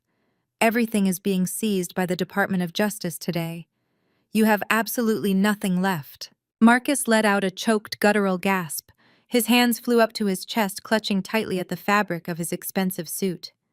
His face turned a dangerous, mottled shade of gray. The sheer, overwhelming reality of losing absolutely everything he had spent his entire life stealing hit his heart like a physical hammer.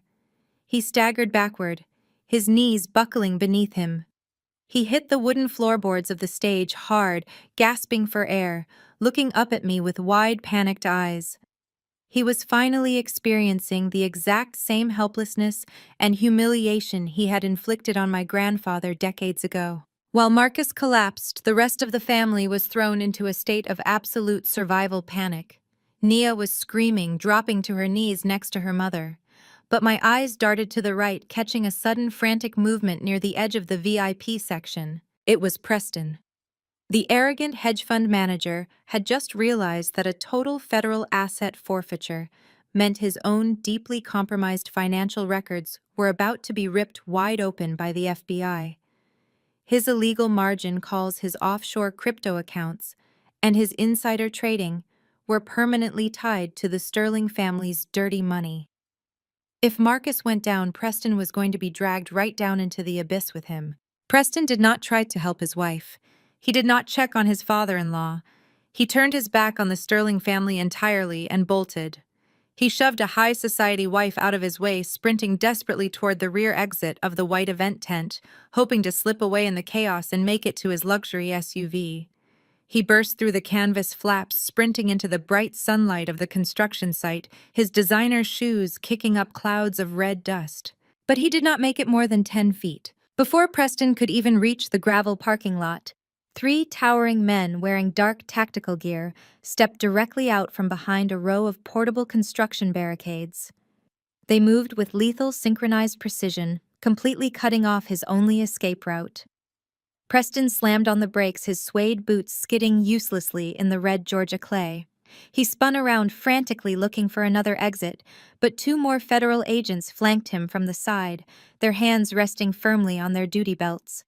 Preston was completely surrounded, his pristine white shirt soaked in cold sweat, his breath coming in short, terrified gasps. The net had completely closed and there was absolutely nowhere left to run.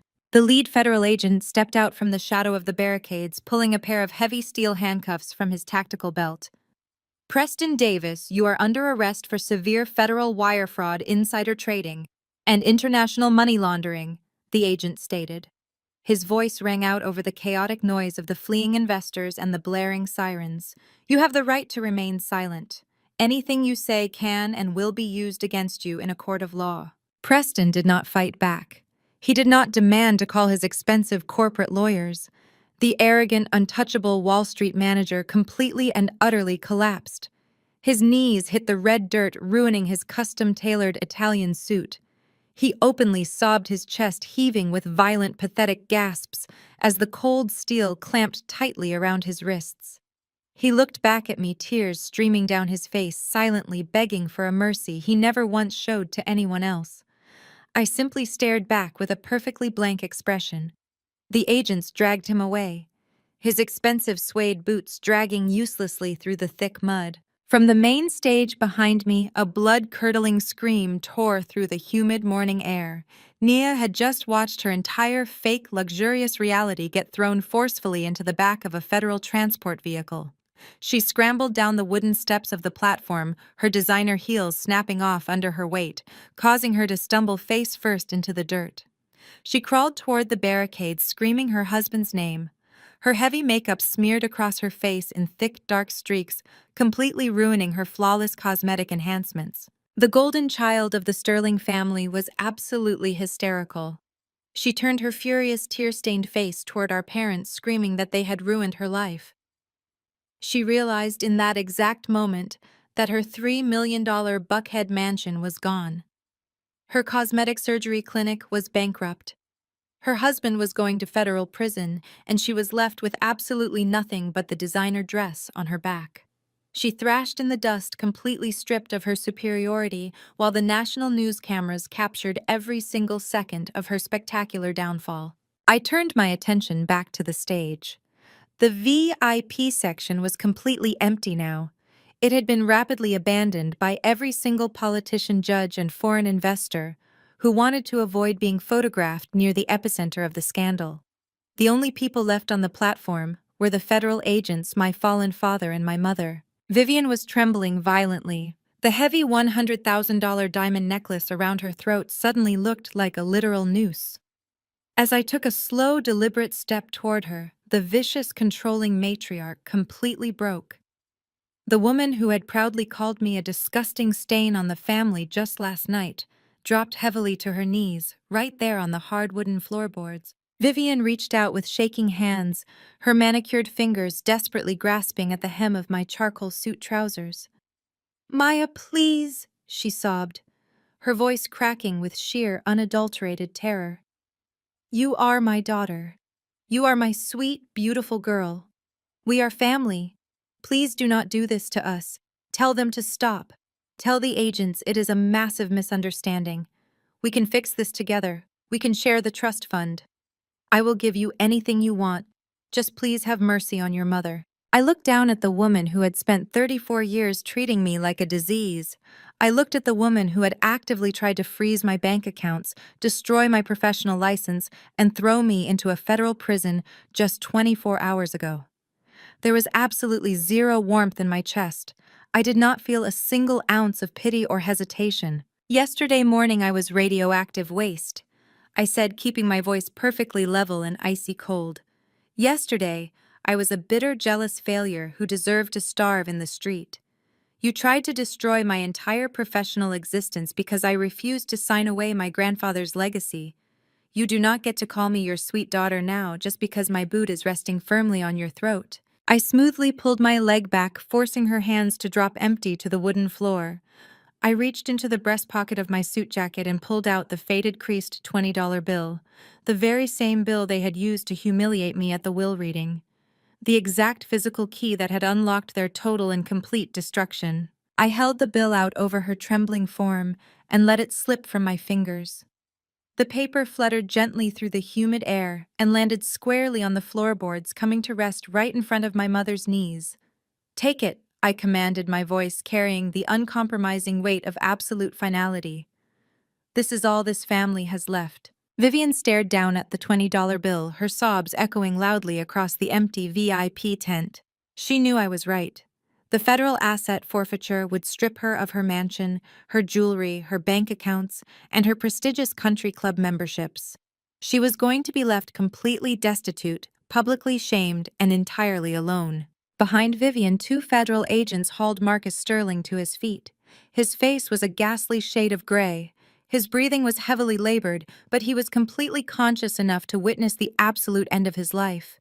He had recovered from his initial shock, only to find himself stepping directly into a living nightmare. The lead agent forcefully pulled my father's arms behind his back. The sharp, unmistakable sound of the metal handcuffs ratcheting tight echoed loudly across the empty event space.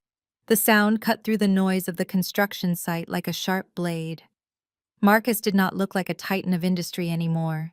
He did not look like a billionaire real estate mogul. He looked like exactly what he was: a pathetic, broken thief who had finally been caught by his own boundless greed. The agents marched Marcus past me. He did not say a single word. He did not even lift his head. He stared blankly at the red dirt as he was escorted down the stairs and shoved roughly into the back of a black federal SUV. The heavy vehicle door slammed shut with a definitive ringing thud that signaled the absolute end of an era. The engine roared to life and the convoy sped away. The flashing red and blue lights cut through the thick clouds of dust, carrying the great Marcus Sterling away to a federal holding cell. I stood completely alone on the stage, the bright morning sun beating down on the ruins of Sterling Plaza.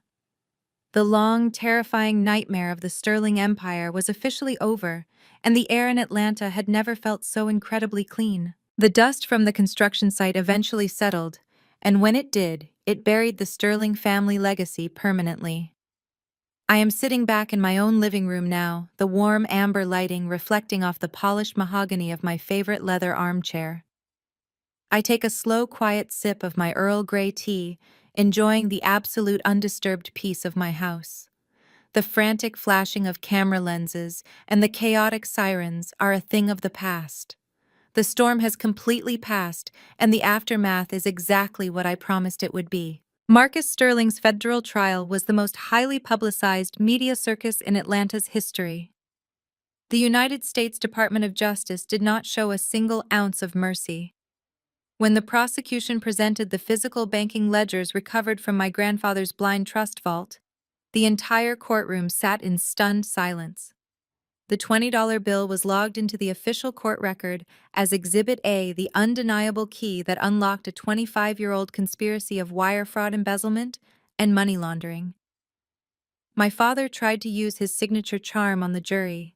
He wore his best custom-tailored suit and attempted to play the victim of a vindictive daughter. But numbers do not have emotions, and they certainly do not lie. The jury deliberated for less than 4 hours. Marcus was found guilty on all 72 federal charges. The judge sentenced him to 25 years in a maximum security federal penitentiary without the possibility of early parole. The man who used to boast about his private jets and $500 million real estate projects is now spending his twilight years locked inside a concrete cell wearing a standard-issue orange jumpsuit. His empire was entirely seized by the government to pay restitution to the international investors he defrauded.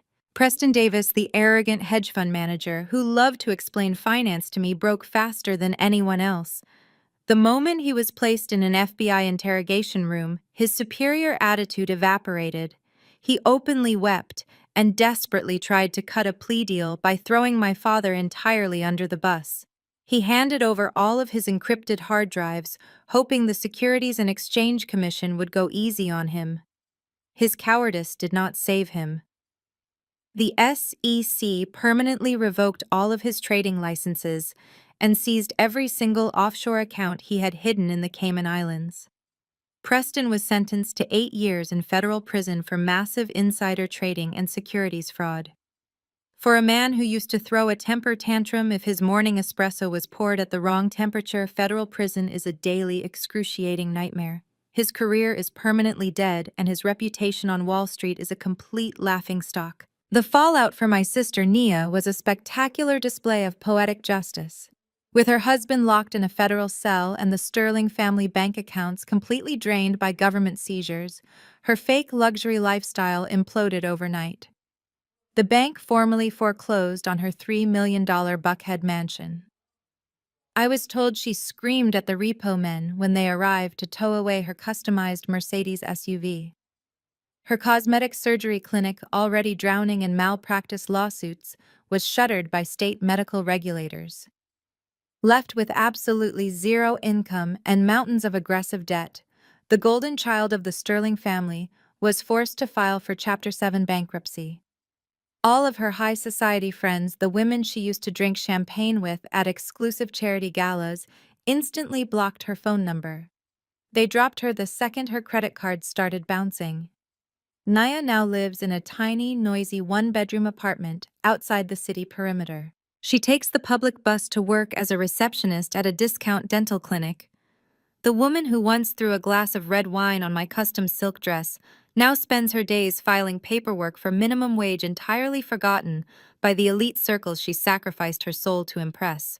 But my mother Vivian experienced the most brutal fall from grace. She had built her entire identity on being the untouchable matriarch of Atlanta high society. Without Marcus's stolen wealth to prop up her illusions, she was reduced to absolutely nothing. The Piedmont Country Club formally revoked her membership via a cold certified letter. The IRS seized her multi-million-dollar jewelry collection and her expansive designer wardrobe to pay off the massive tax penalties Marcus had accrued. Left completely destitute, Vivian was forced to move into a cramped, subsidized government housing unit. She now survives on a meager state pension and food stamps. The former sorority queen, who used to mock my perfectly honest career, now has to clip coupons to buy discount groceries.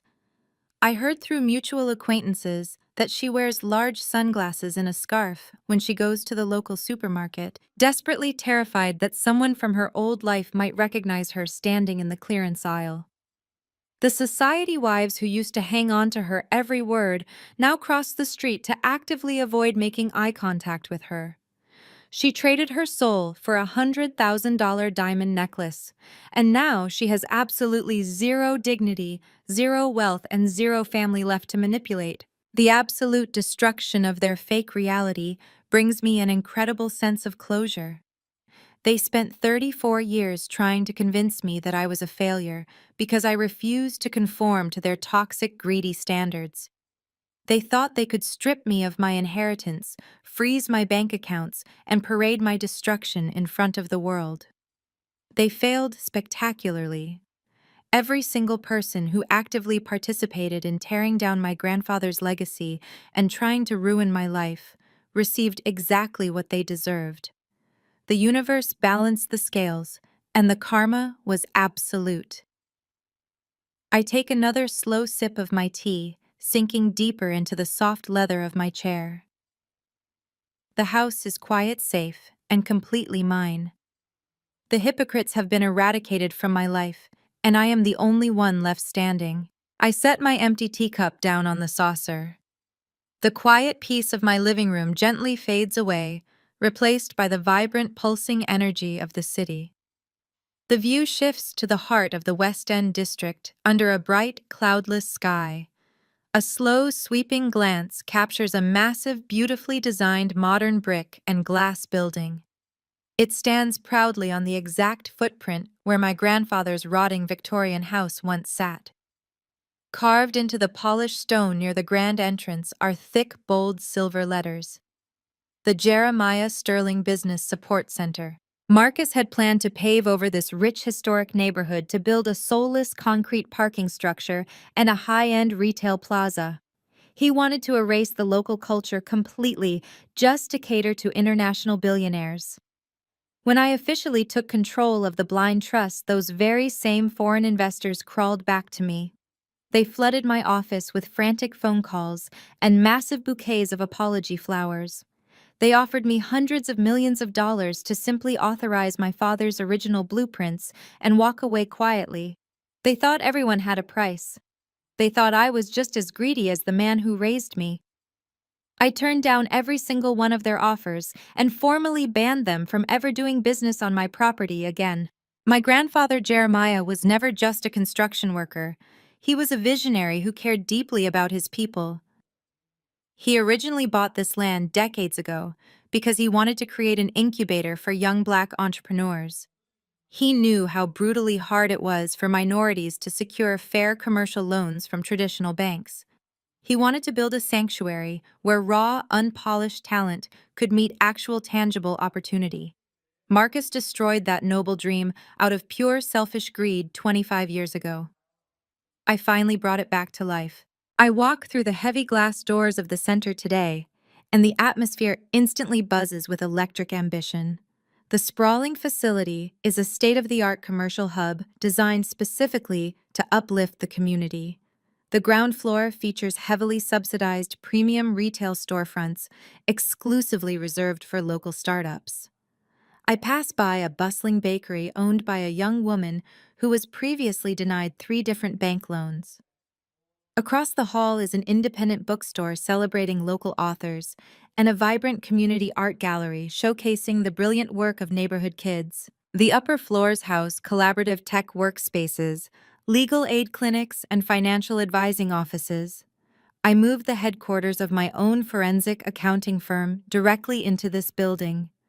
My top analysts and I now provide completely free financial literacy workshops, tax preparation, and business auditing services for every single entrepreneur who operates under this roof. We make absolutely certain that these young business owners are legally protected so that no corporate predator like my father can ever swoop in and steal their hard-earned assets. This building is the true definition of Black excellence. It is not the fake, highly exclusionary country club elitism my parents worshipped. It is not about buying $3 million mansions or wearing heavy diamond necklaces to prove your worth to people who secretly despise you. Real excellence is about lifting as you climb. It is about taking your resources and pouring them directly back into the foundation of your community, so the next generation does not have to struggle exactly the way you did. I step out into the central open-air courtyard of the facility. The space is filled with lush greenery, trickling water features, and modern benches where young professionals sit with their laptops sharing ideas and building their futures. Right in the very center of the courtyard stands a solid bronze memorial plaque. I run my fingers over the raised metal lettering dedicated to Jeremiah Sterling, a man who built foundations that could never be broken. I feel a profound, overwhelming sense of pride swelling in my chest. I think back to that cold, hostile conference room at the law firm. I remember the deafening sound of Preston laughing at me. I remember the absolute disgust in my father's eyes and the cruel, dismissive sneer on my mother's face. They handed me what they genuinely believed was a worthless scrap of trash. They thought they were handing me my own humiliating defeat. They expected me to crumble under the crushing weight of their rejection, quietly fade into the background, and accept my assigned role as the pathetic family failure. But you cannot bury someone who knows how to thrive in the dirt. Seeds require darkness to germinate. From the absolute mud of their toxic, deeply calculated betrayal, I grew an entire forest of opportunity. I took the exact weapon they used to mock me and forged it into an unbreakable legacy of hope and empowerment. The faded $20 bill is no longer hidden in my handbag. It is professionally framed in thick protective glass, hanging proudly on the wall directly behind my office desk. It serves as my daily reminder of the fire I walked through and the incredible power of playing the long game. My family tried to teach me that my worth was defined entirely by their conditional approval. They wanted me to believe that without their money and their elite social status, I was absolutely nothing. But standing here in the bustling, sunlit courtyard of my grandfather's realized dream, watching dozens of people build their own successful lives because I refused to back down, I know the absolute truth. My worth was never up for negotiation. When you strip away the designer clothes, the luxury cars, and the fake smiles, you are left with character. My parents had zero character, which is why they ended up with absolutely nothing. I chose integrity over fast money. I chose the truth over a comfortable lie. And because I made those choices, I gained the whole world. The legacy of the Sterling name is no longer defined by the ruthless thieving greed of Marcus Sterling. It is defined by this building, by these people, and by the undeniable truth that true power comes from lifting others up, not tearing them down. The nightmare is over. The foundation is rock solid, and the future is brighter than my family could have ever possibly imagined. The vibrant noise of the city slowly fades into the background as I sit back in the deep leather armchair of my living room. The warm amber glow from the table lamp casts a calm, steady light across the room. I take a deep breath, inhaling the absolute tranquility of a space that is entirely my own. There is no shouting here. There are no frantic phone calls from a sister demanding a bailout, no arrogant lectures from a father trying to assert his dominance, and no bitter criticisms from a mother who only valued me as a prop for her social standing. There is only peace, the kind of profound, unshakable peace that you can only achieve after you have fought the hardest battle of your life and emerged completely victorious. I look across the room at the heavy oak desk resting near the window. Sitting perfectly centered on that desk is a thick block of custom polished acrylic. Encased inside that protective glass is the faded, worn $20 bill. I keep it right where I can see it every single day.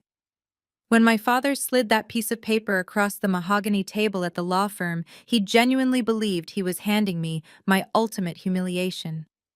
He intended it to be a permanent physical reminder that I was completely worthless to the Sterling family. He wanted me to frame that insult and carry the shame of it for the rest of my miserable life. He had absolutely no idea that he was actually handing me the precise weapon I needed to tear his fake empire to the ground. When I look back on everything that happened, I realize that the most dangerous flaw of narcissistic, greedy people is their absolute certainty that everyone else is weaker than they are. My parents and my sister built their entire identities on the illusion of power. They draped themselves in designer clothes, parked luxury cars in their driveway, and threw lavish charity galas to convince the world that they were untouchable. They were so intoxicated by their own fabricated reality that they completely forgot how real power is actually generated. Real power does not come from a country club membership.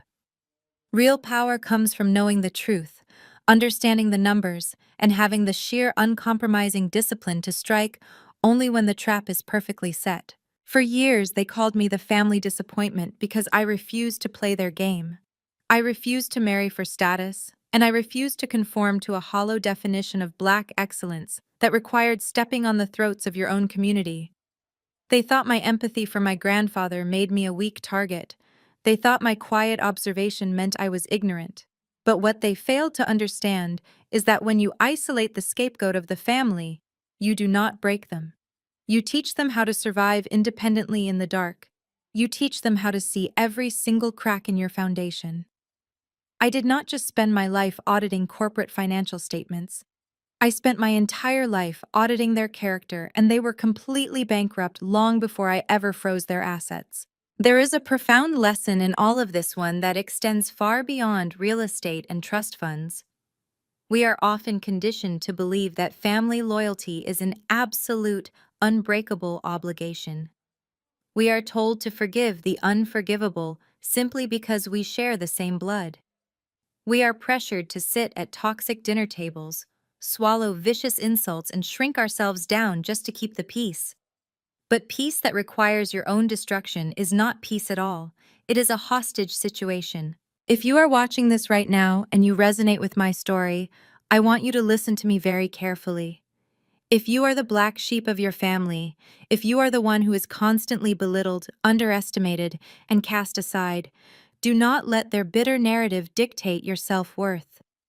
Their cruelty is not a reflection of your failure. It is a loud, glaring projection of their own deep-seated insecurities. They mock you because your authenticity threatens the fake reality they have worked so desperately hard to maintain. You do not have to beg for a seat at a table where you are continuously disrespected.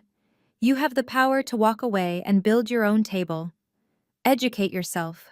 Protect your assets. Build your financial independence with quiet, relentless determination. Financial literacy is not just about balancing a checkbook. It is the ultimate shield against manipulation and abuse. When you control your own resources, nobody can force you to compromise your dignity for survival. My journey from that cold law office to this moment of absolute freedom was the most terrifying and exhilarating experience of my life. I had to mourn the parents I never truly had and accept the harsh reality of who they actually were. But in shedding that heavy toxic weight, I gained the entire world. I gained the ability to honor my grandfather's true legacy. I gained a thriving community that I am proud to support. And most importantly, I gained an unshakable respect for the woman looking back at me in the mirror. My family thought they had broken me. They thought a single $20 bill and a rundown house in the West End was the ultimate insult. They did not know it was the exact key I needed to shatter their fake empire into a million irreversible pieces. Never apologize for knowing your worth, and never ever hesitate to collect the debts you are owed. I looked directly into the camera lens, letting a slow, fiercely confident smile spread across my face. The warm light of the living room begins to dim the shadows, gracefully closing in around the edges of the room until there is nothing left but the absolute certainty of my victory. The screen fades completely to black. The ultimate lesson from this story is that true power and self-worth can never be inherited, bought, or dictated by toxic family members. Society often conditions us to believe that blood ties demand endless loyalty, even at the cost of our own dignity. However, this journey proves that accepting a designated role as the family scapegoat is a choice, not a life sentence. When you are systematically undervalued and manipulated by the people who are supposed to protect you, walking away is not an act of betrayal. It is an act of profound self-preservation. Furthermore, the narrative highlights the absolute necessity of financial literacy and personal independence. The Sterling family built a fragile empire on fraudulent appearances and aggressive control, foolishly believing that cutting off access to their wealth would force total submission. Yet true leverage comes from quiet discipline, education, and building a solid foundation that nobody can ever freeze or take away from you. The very traits that toxic people mock, such as empathy, patience, and integrity, are the exact tools required to dismantle their fabricated reality. If you have ever had to walk away from a toxic environment to protect your peace, share your story in the comments below, and do not forget to hit that like button and subscribe for more empowering content.